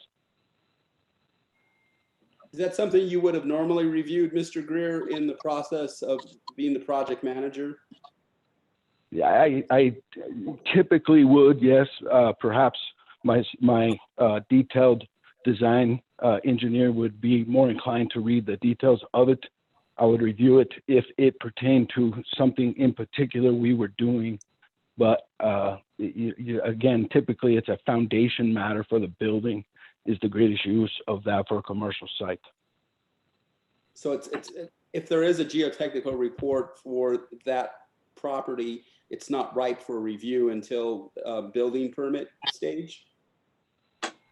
It's typically just used for the structural engineer and the architect who designed the building. Got it. Okay. Thank you. Ms. Jonas, we're getting caught up on time problems now. Are you about wrapped up?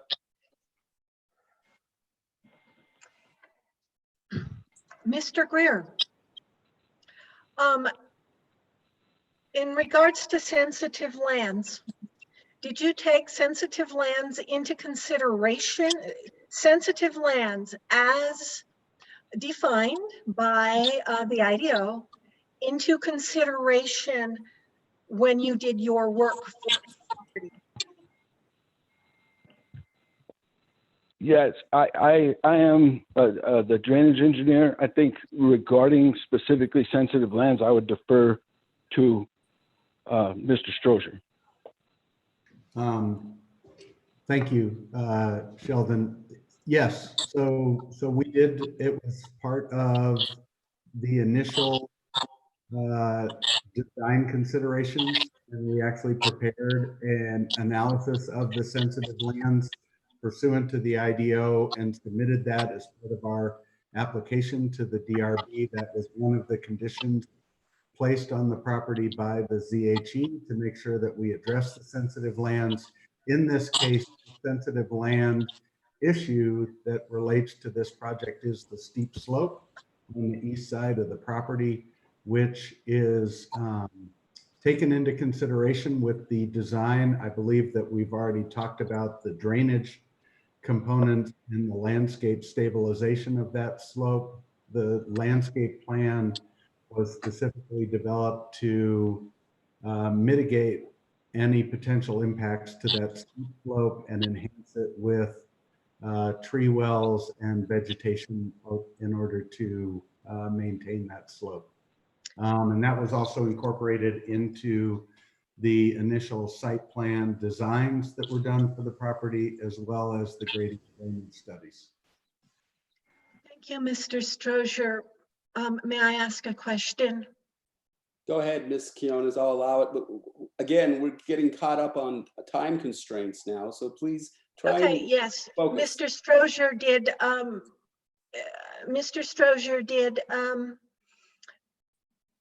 did you utilize a professional engineer for the landscaping plan on that slope?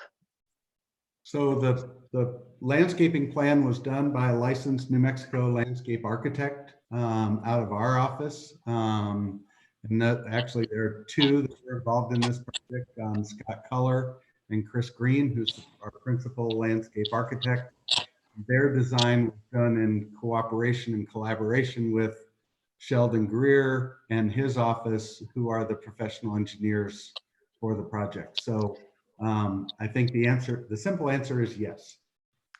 So did Sheldon Greer sign off on the landscape plan?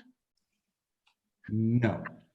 The civil engineer never signs the landscape plan. The licensed landscape architect signs the landscape plan. And that, in terms of the site plan for the DRB at this stage, the landscape plan is not typically signed. It is signed as part of the construction documents related to the building permit. Thank you. Did, if I'm to understand what you were saying, that the 3-to-1 slope comprises the reason why it is called sensitive lands, and that there was no sign off on the mitigation, your proposed mitigation for that slope, the proposed mitigation being landscaping, and that and Sheldon Greer did not sign off on that landscaping plan. So Is it necessary, Mr. Strozer, that a licensed engineer sign off on the landscaping plan? no, and I don't believe they're actually qualified to do so under the state licensing act. I think the simple answer to that question is that the sensitive lands analysis done, it was submitted as part of the application. It was integral to the layout and site design. And ultimately, it is the DRB's responsibility to examine the application and the plans to ensure, and I believe they have specific findings in their notice of decision, that they took those things into account in their review and approval of the site plan package. And once again, that site plan package includes the landscape plan as well as the grading and drainage plan. So it's all incorporated into one package that the DRB, with its individual expertise and different representatives, review, and ultimately they approve as a package as meeting the requirements of the IDO. Thank you, Mr. Strozer. Next question. Ms. Quinones, I'm going to allow you one more question, okay? You have gone way beyond the allowable time for this. And so I've given you a lot of flexibility, but you've chosen to use it this way. I'm going to allow you one more question, then we're going to proceed. Thank you, Mr. Chavez. Mr. Greer, is there any functionality that you know of contained within that slope that is on the east side of the property? And when I say functionality, I'm talking about dam drainage functionality. No, ma'am. Thank you. Okay. Let's proceed now. The planning staff, who with planning staff is going to testify? Mr. Chavez, Nicole Sanchez, representing DRB. The planning staff that are available to testify are Planning Manager Maggie Gould and Senior Engineer Renee Brissett. Okay. Ms. Gould or Ms. Brissett, either one of you may proceed. Identify yourself before you proceed so the court reporter will be able to adequately put the name down. Mr. Chavez, I think that I'm happy to answer any kind of procedural questions. I would like to clarify, though, that the property that we were talking about, that's the Water Authority property, the Water Authority is not the city, it's its own entity. I'd like to make sure that's clear for the record. Most of what Ms. Quinones has addressed does have to do with drainage and specific drainage engineering, and so I will defer to Ms. Brissett on that. Okay, thank you. And for the record, it's Maggie Gould. Ms. Gould, I have some questions for you before we go into the technical details of the hydrology. Mm-hmm. The analysis that was put together for the application under section 5-2 of the IDO, sensitive lands analysis, did you review that for the DRB? I looked at that, but we also worked with. We also kind of relied on the hydrology drainage report. So the applicant did look at avoidance of steep slopes, and this is part of where I will defer to my engineering colleagues. But my understanding is the way that that slope is graded and the way that that slope is landscaped does mitigate concerns we would have about those steep slopes and erosion and the stability of the site. Now, it's my understanding that the project building, that the proposed building on this site, its foundation will be roughly 19 or 20 feet below grade? Is that below Wantabeau grade? I believe so, yes. Okay. That because of the change in grade, the building will appear to be a whole lot shorter than it actually is.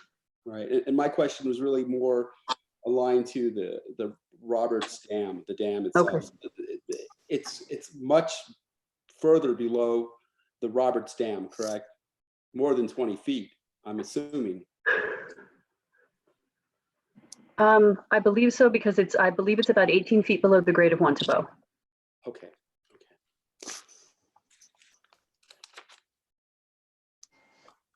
And your recommendation to the DRB regarding this project was? Because this project meets the applicable requirements of the IDO, and because this project is an allowed land use by right, our recommendation was that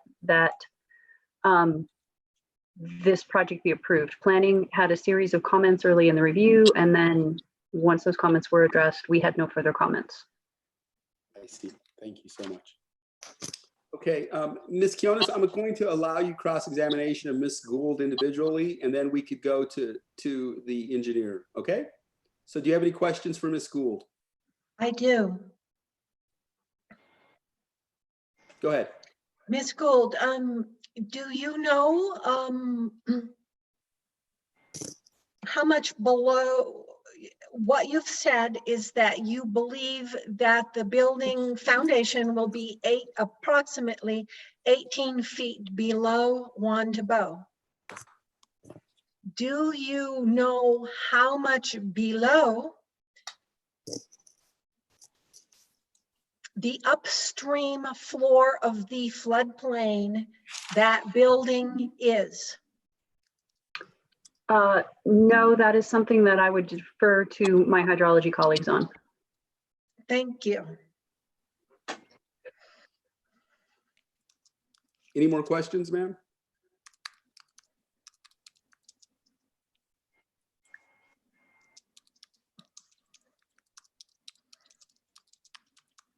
Oh, no.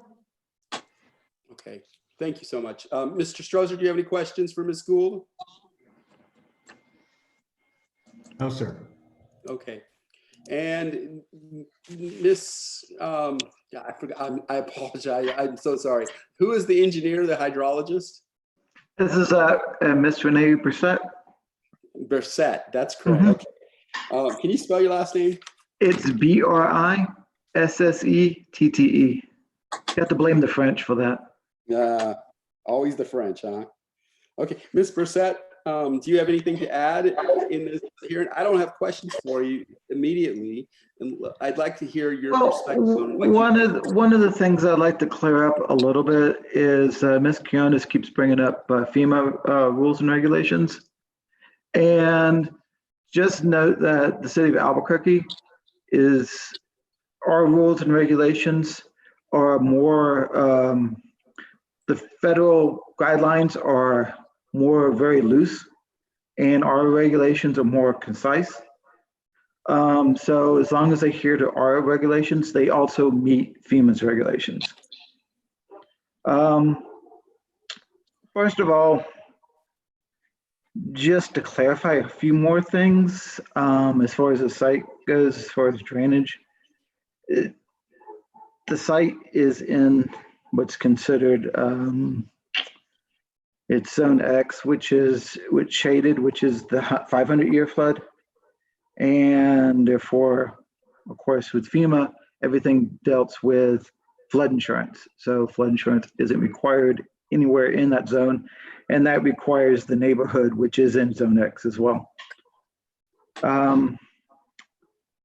As far as she keeps bringing up the drainage on Wantabeau and Tikasuna, the city regulations requires the 100-year flood 6 hour to be contained within the right-of-way, within the roadway itself.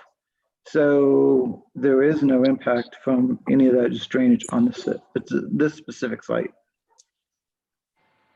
And as far as think Ms. Conus was bringing up things about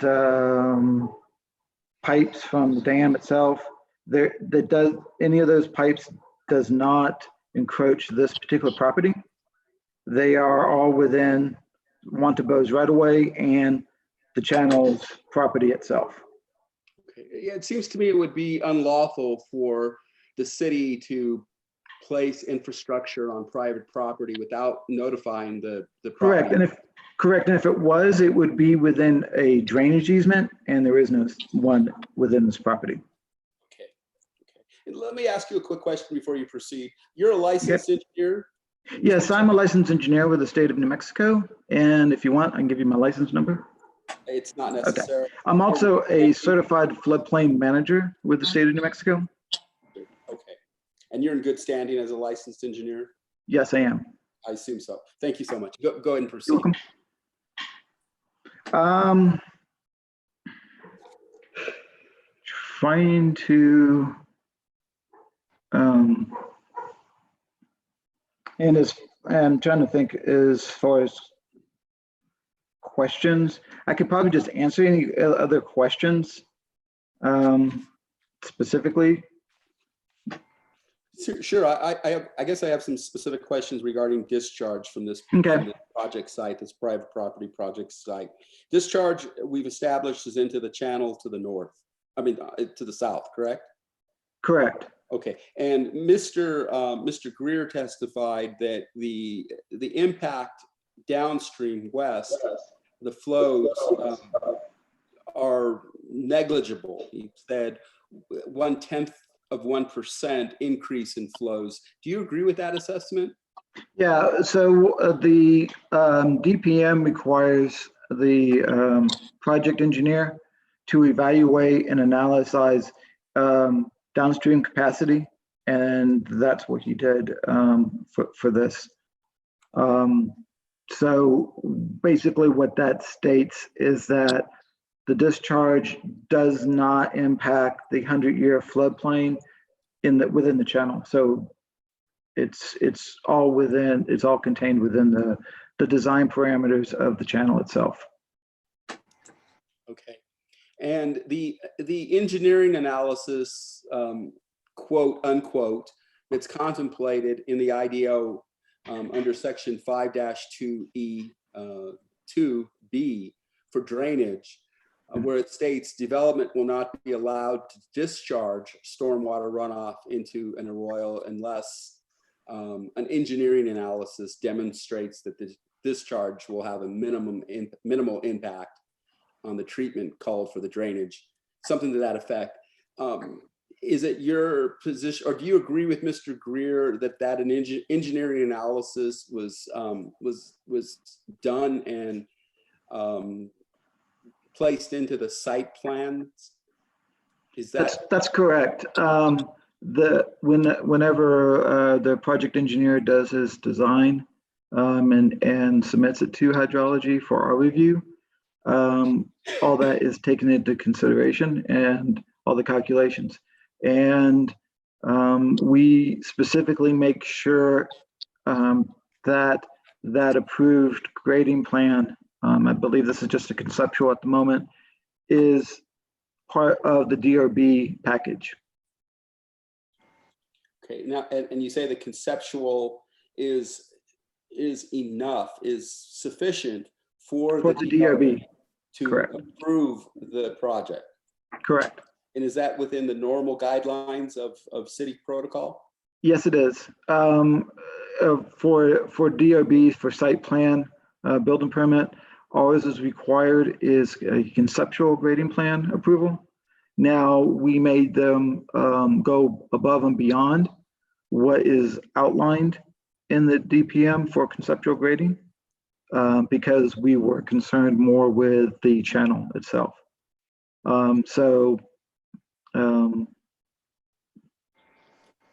This particular set of drawings probably will have very minor changes between this and what will be approved for building permit. Okay, and have those concerns with the channel, have those concerns been alleviated for you? Oh, yes, yes. Again, most of it was dealing with the runoff and what it does with the capacity, the downstream capacity, which again, like I said, it's very minor increase from what was designed, because all the channels, when they design them, they all take a future developed conditions. So they took a look at what this site was going to be planned for into consideration when they designed it. And all those concerns have been totally satisfied. Correct. And if they weren't, we would not have approved it.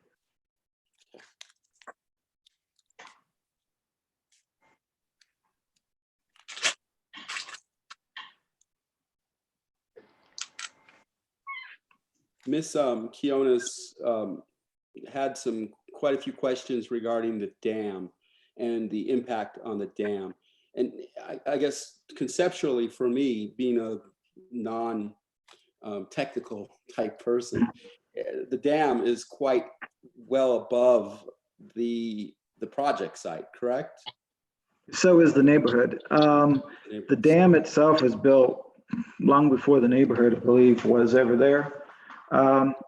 And so that's all taken in consideration when the dam was designed. Like I said, all of her concerns about the drainage, the seepage, and everything else from that particular dam, that's all contained within the dam's property. It doesn't, migrate over Wantabo and into the neighborhood or this particular property itself. It migrates into the channels, the drainage, storm drainage channels along Correct. sides of Wantabo. Correct. Okay, and then into the channel that It just goes into the channel itself. Correct. the channel that goes south further. Further west. Okay, and how wide is that channel easement? Do you know offhand? I don't recall that. I'd have to actually take a look at the plans itself. Is that part of the project site? The channel is not on the project site, correct? No, the channel itself is within the property that the city owns. That's what I thought. Okay. Now the impact. There were some questions regarding the impact of this project on the FEMA designated properties on all sides of the project site, and you indicated that the properties, including the project site, has an X designation, correct? FEMA. Yeah, correct. Correct. According to FEMA's map, I'll give you the number off of hand. It's 35001C0144G, and it has an effective date of September 26, 2008. And according to this, this property is listed as Zone X shaded, which is the 0.2% annual rainfall chance, which is the 500-year basically.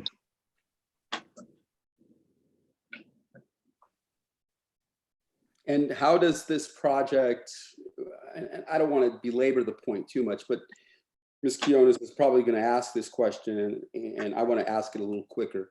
Okay. How does the project site impact the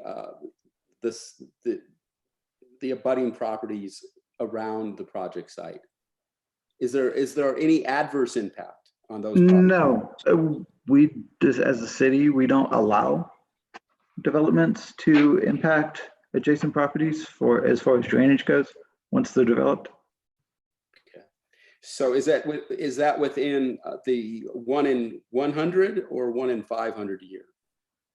Well, the zone its site is within the 500-year. We designed the 100-year 6-hour storm event. Okay. So to a reasonable degree of probability, is it your testimony that you are assured that this project site, the creation of all this impervious space on the project site, will not adversely impact the property surrounding it? Correct. Okay, thank you. Thank you so much. Is there anything more you'd like to add to your testimony before I allow Ms. Kionis to cross-examine you? No. Well, thank you so much. Ms. Quinones, I'm going to give you 10 minutes for cross-examination of Ms. Brissette. Thank you. Ms. Brissette, did you take into account in your analysis issues of sedimentation within Albuquerque's channel? Ms. Brissette? As far as, I mean, first of all, I don't do analysis. We just review the design engineer's analysis and design itself. So Mr. Greer would been the one to do that. And as far as sediment goes, that's what the water quality is for, is to take out the sediment so that this site, after being developed, will not discharge sediment like it currently does into the channel. Hopefully that answers your question. Partially, yes. In your review, what I'm understanding is that the analysis was conducted by Sheldon Greer, and you checked the analysis insofar as Mr. Greer's operating assumptions went. No, he doesn't assume anything. First of all, professional engineers don't do that. You know, we, as a professional engineer, because I have done design myself, so I'm not, you know, I'm a little, when we design the sites, we take everything into consideration. And as far as, like I said, drainage and stuff, the city regulations have guidelines for all of this. And as long as he meets those guidelines, then we do approve your drawings. So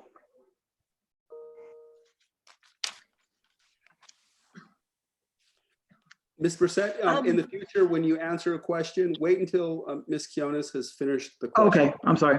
That's okay. Thank you. Could you please repeat the statement you just made?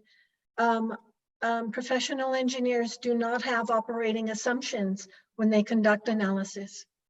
When they conduct analysis, they take everything into consideration. As far as like just plain assuming, I think you're misusing the terminology there. You know, as a profession and legally, we don't take assumptions. You know, we take a look at what's existing and what's proposed when they do the analysis. So there isn't really no assumptions made exactly. Okay, thank you. You're welcome. Were you informed by any inundation studies on that floodplain? On which floodplain are you talking about? The floodplain, you're talking about the inundation studies in the floodplain directly in front of the dam, which would be 4909 Juan de Bo. Okay, first of all, the floodplain in front of are you talking about the floodplain within the dam? I'm sorry, we had a connectivity problem. Could you repeat the answer? Are you speaking of the floodplain within the dam itself? Or are you referring to the floodplain within the channel? I'm referring to the 20 acres of property directly in front of the dam, to which 4901 de Bo comprises 2.3 of that 20 acres of land. The inundation study would comprise both the 100, the 500, and any surrounding areas beyond that, because it's my understanding the inundation studies reflect actual conditions rather than theoretical conditions. Before you answer that question, let me stop you there. Ms. Quinones, you've mentioned the inundation studies several times now. normally what I would do is I would not allow you further questions about inundation studies because you're assuming a fact or a study that's not even in the record. I don't even know the relevance of it yet. It sounds like it's not relevant because let me finish.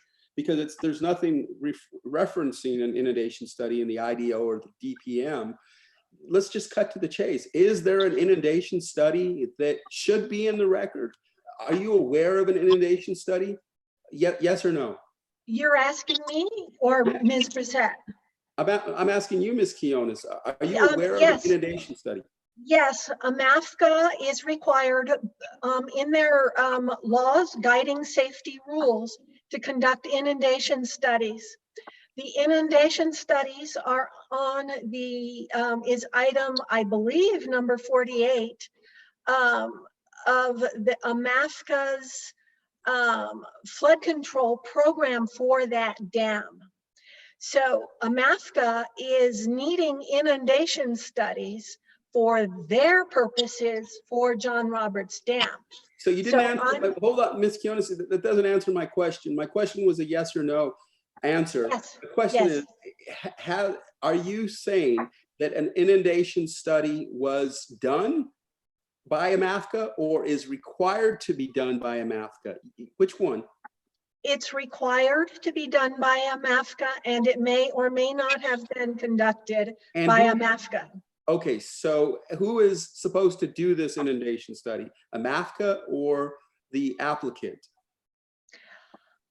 I believe it's supposed to be done by both AMAFCA and the flood control authority on behalf of 4909 Wantabo. Okay, thank you. I'm allowing this discussion because I don't want to stifle your presentation, but it's not in the record. There is no evidence in the record other than your statements today that this study was necessary or that it should have been done or that it should be in the record. Let me ask the question so that we can speed things along, and then I'll allow you more questioning, Ms. Quinones. Ms. Brissette, are you familiar with a inundation study? Just generally, do you know what an inundation study is? Generally, no, but I can sort of see where she's trying to make a statement about, and that has to do with the upstream watershed and not this particular property, which is downstream. This is a downstream watershed. This is a downstream property. Therefore, it's not even affecting the dam or the dam's function. So anything related to the dam is sort of irrelevant, basically. Are you speculating, or can you tell me this with a reasonable degree of probability that an inundation study is required for upstream? I'm just using my professional knowledge on this. It would be more in AMAFCA's warehouse and not the city's hydrology warehouse. That's why we use them as a reference, because they maintain the dam, we don't. Okay. And since they had no objection to the property and everything was within their guidelines, we approved it. When you say they have no objection, they had no objection. Are you? They review everything. Who is and they? What's that? Who is they? Nicole Freeman, Freeman of AMAFCA, yes. Okay, so AMAFCA. AMAFCA reviews it. AMAFCA did not have any comments to add to this project application.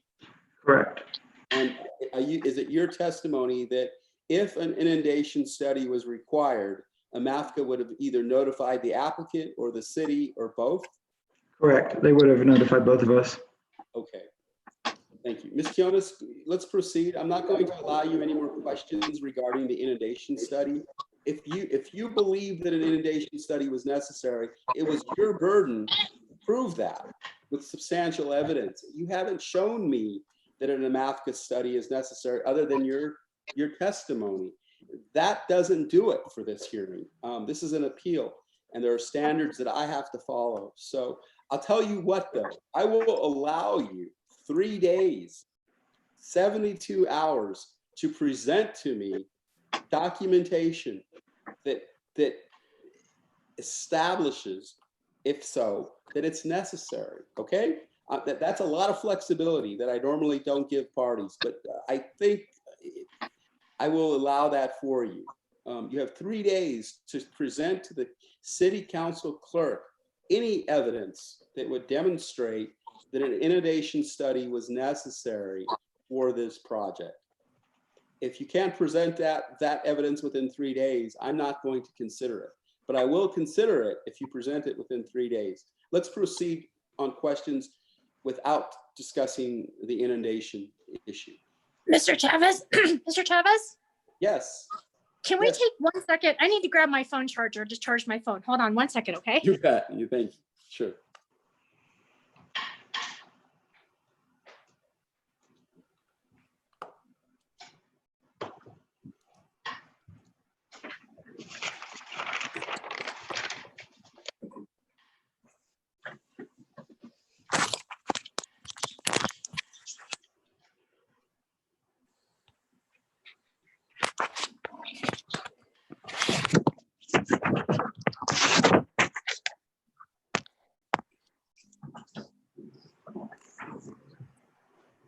Okay, thank you. Sorry. No, no worries. We're back on the record. Okay, Ms. Kionis, do you have more questions? Yes, I have a question of Ms. Brissette.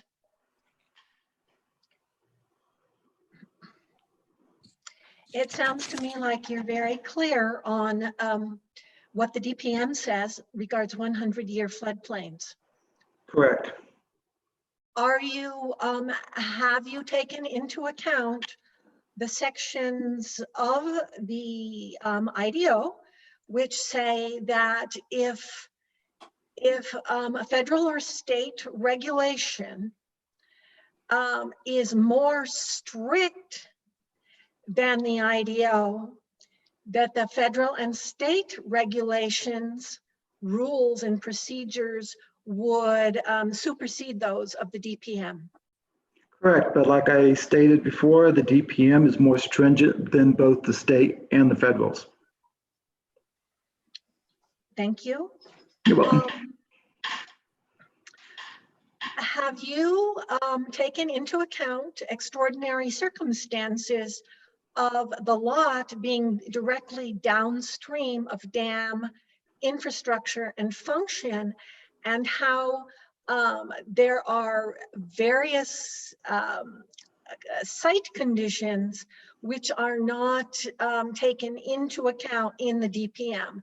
And when I say various conditions, I mean things like surge. Are you familiar with the term surge?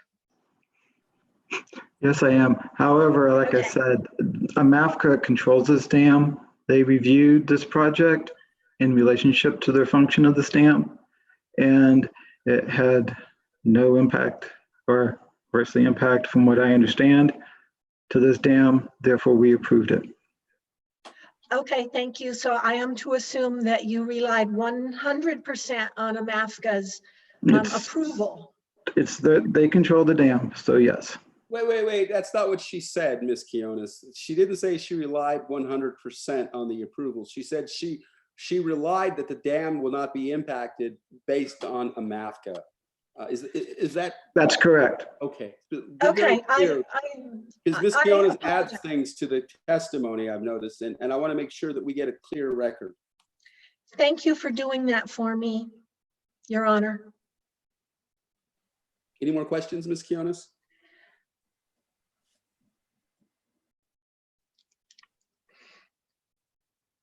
Yes, Ms. Brissette, are you personally aware that the drainage channel, the concrete AMAFCA drainage channel, backflows during rainstorms? First of all, this is the city's channel. The city's, yes, the city's concrete channel. And as far as I know, the channel functions the way it was designed. Okay, thank you. Are you aware that Osuna Street storm sewers malfunction during small storms? Again, that is not even within the scope of this particular project because they are not draining into Asuna at all.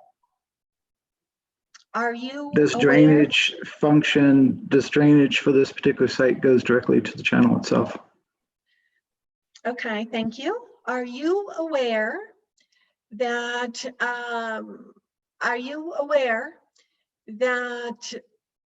the city of Albuquerque, through new concrete curbs, have blocked drainage at the northeast corner of that lot and have diverted it onto Osuna Street during storms? Again, like I said, the design within Wantabo stays within Wantabo, and the drainage, there's inlets that does pick up it. So anything within Asuna drains west down Asuna.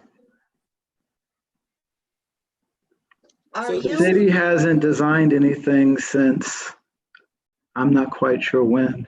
Okay, so let me On follow that up. corner, I know what you're trying to imply, but the city doesn't quite do that when they do our designs.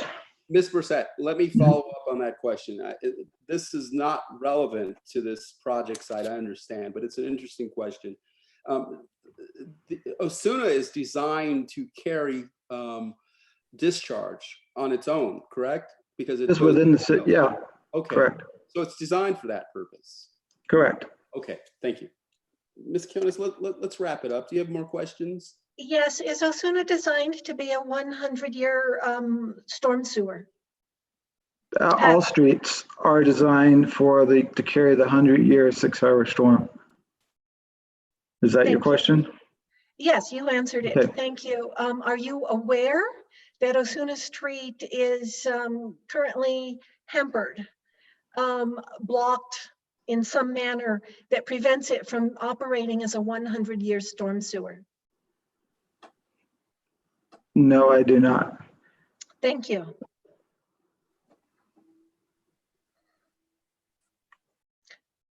I have no more questioning. Thank you. Thank you.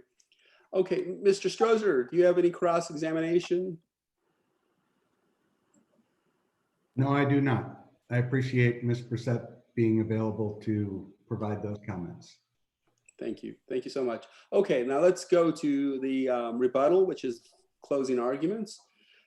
Ms. Kionis, you have 10 minutes for closing arguments, rebuttal.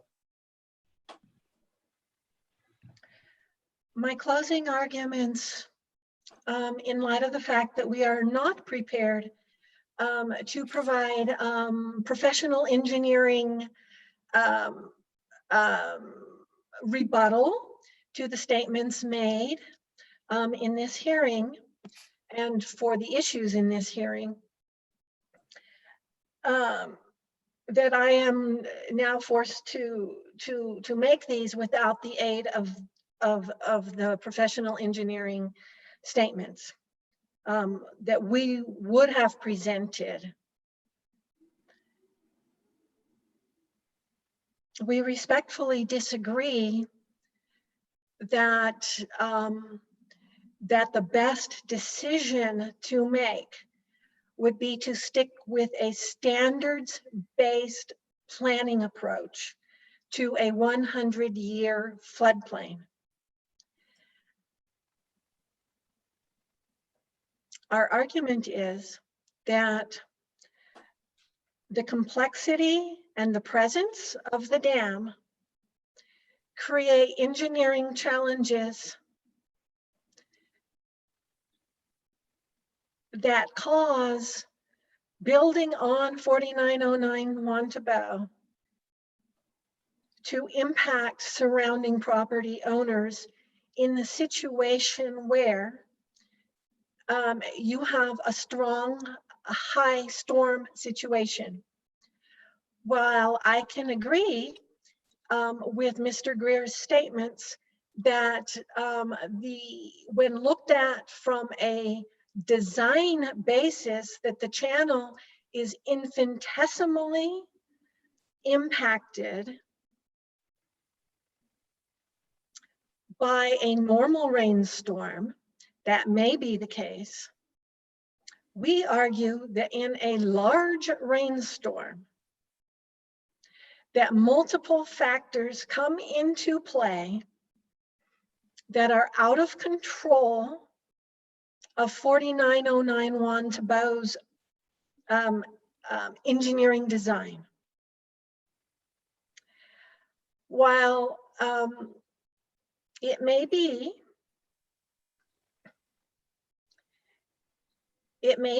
that Mr. Greer and Ms. Brizette's engineering design and analysis is suitable in a siloed situation where you do not take into account surrounding factors like the presence of a dam, the presence of a backflowing concrete channel, the presence of a floodplain, the presence of inadequate storm sewers, and so on and so forth, that all of these factors come into play, and they may lie outside of the strict standards of designing to 100-year floodplain standards. However, FEMA, which promulgates federal flood management law, may, in a very strict sense, require designing to 100-year floodplain. FEMA's best practices require an extraordinary application of floodplain management principles and practices that are more strict and more limiting, and they apply in this situation.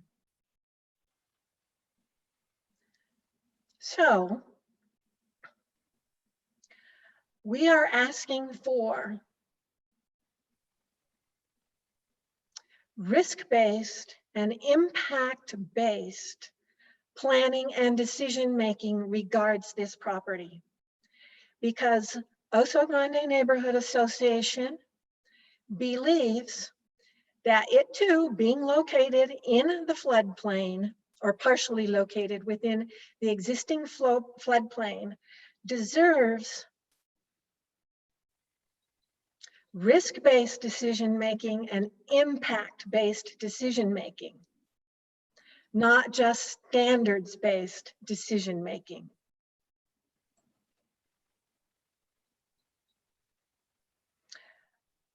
We also would like to request that AMAFCA is subject to the state of New Mexico safety rules and regulations. And AMAFCA's hands are tied from monetary purposes in maintaining the dam as a federally regulated dam.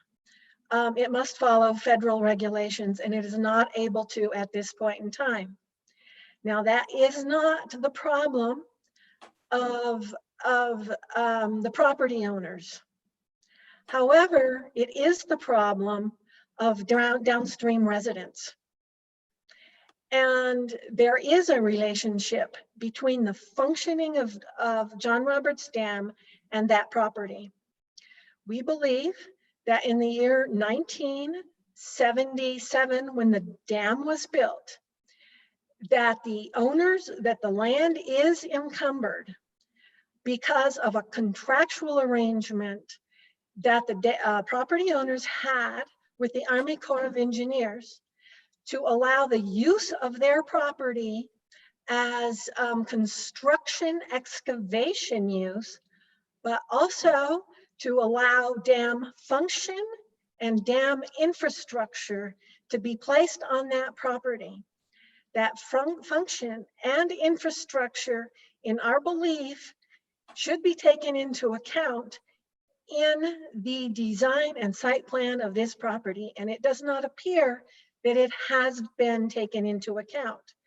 The reason why this is important is because a 2.3 acre project, of which 62% of it is comprised of both building and parking lot, which displaces flood runoff during high storm periods, displacing it into the neighborhoods, causing property owners in Oso Grande to be adversely impacted through flood damage. Not only that, AMAFCA is required by federal law to have emergency action plans.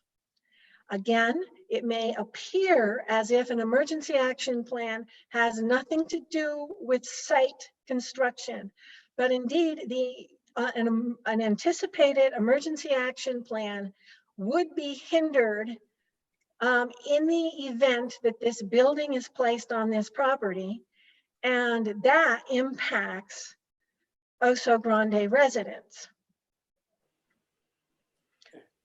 Ms. Kionis, you have 1 Yes. minute left. Thank you. We contend that there are multiple factors that have been unexplored that affect the risk of this property on neighborhoods, on our neighborhood. Many of these are drainage issues that were mentioned in the initial appeal application that were not treated within the context of this appeal. Again, it's too complex of a situation, and in order to deal with within this context, we believe that we deserve greater scrutiny around this particular project because of the extraordinary circumstances associated with the presence of the dam.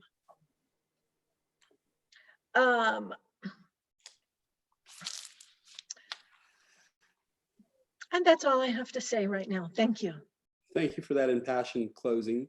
Okay, folks, we're going to go off the record now. I will have a recommendation to the City Council within 15 days of today. Ms. Kionis, you have 72 hours to present a document that would give me would show me any evidence that this inundation issue remains unresolved and should have been resolved. Okay, now you should have presented that in this hearing or before this hearing, but I'm going to give you leeway, perhaps because you're so impassioned about this issue.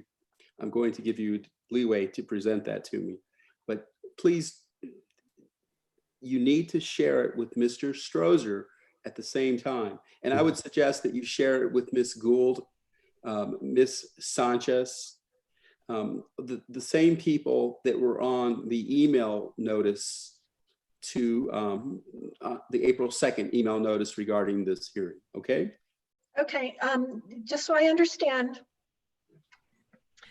you asked for evidence that an inundation study exists and can be operant in decision-making, correct? No, because that doesn't help me whatsoever to make a decision on this matter. Can you repeat? You said, you claimed in your arguments that an inundation study is required. Yes. And certainly if it's required, I need evidence that would demonstrate that it's required. And because that would, if it was required, then that's a step that the city didn't follow or didn't know about, or I'm not blaming anybody. I'm not convinced, period, that an inundation study is necessary, but I'm giving you the benefit of the doubt for purposes of presenting evidence to demonstrate that. If an inundation study was done, was completed regarding this project site, certainly present that to me, because I will read it and determine how it impacts this project, and maybe send it back to the DRB to deal with this issue, if it's even relevant for this issue. I suspect it's not, but again, I'm just suspecting. I'd like to have some sort of substantial evidence one way or the other. So are you clear on this? May I ask a question? Yes, please. Does it make a difference to you who is requiring the inundation study?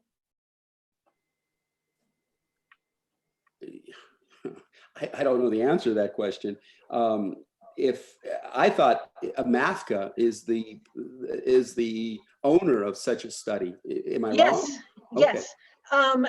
AMAFCA is required to conduct flood studies for their federally regulated dams. Okay, so the issue is whether or not this inundation study is relevant for this project site. Again, we've heard from Ms. Brissett specifically that would be an upstream study, not a downstream study. And there's a rationality in that, in Ms. Brissett's reasoning that makes me suspect that if an inundation study is required for the dam, it has nothing to do with the project site. So certainly if you want to present that evidence, you can, but my job is to review it to determine if the DRB erred. And it would be error for the DRB to approve this project without looking at an inundation study if it was relevant for this project site.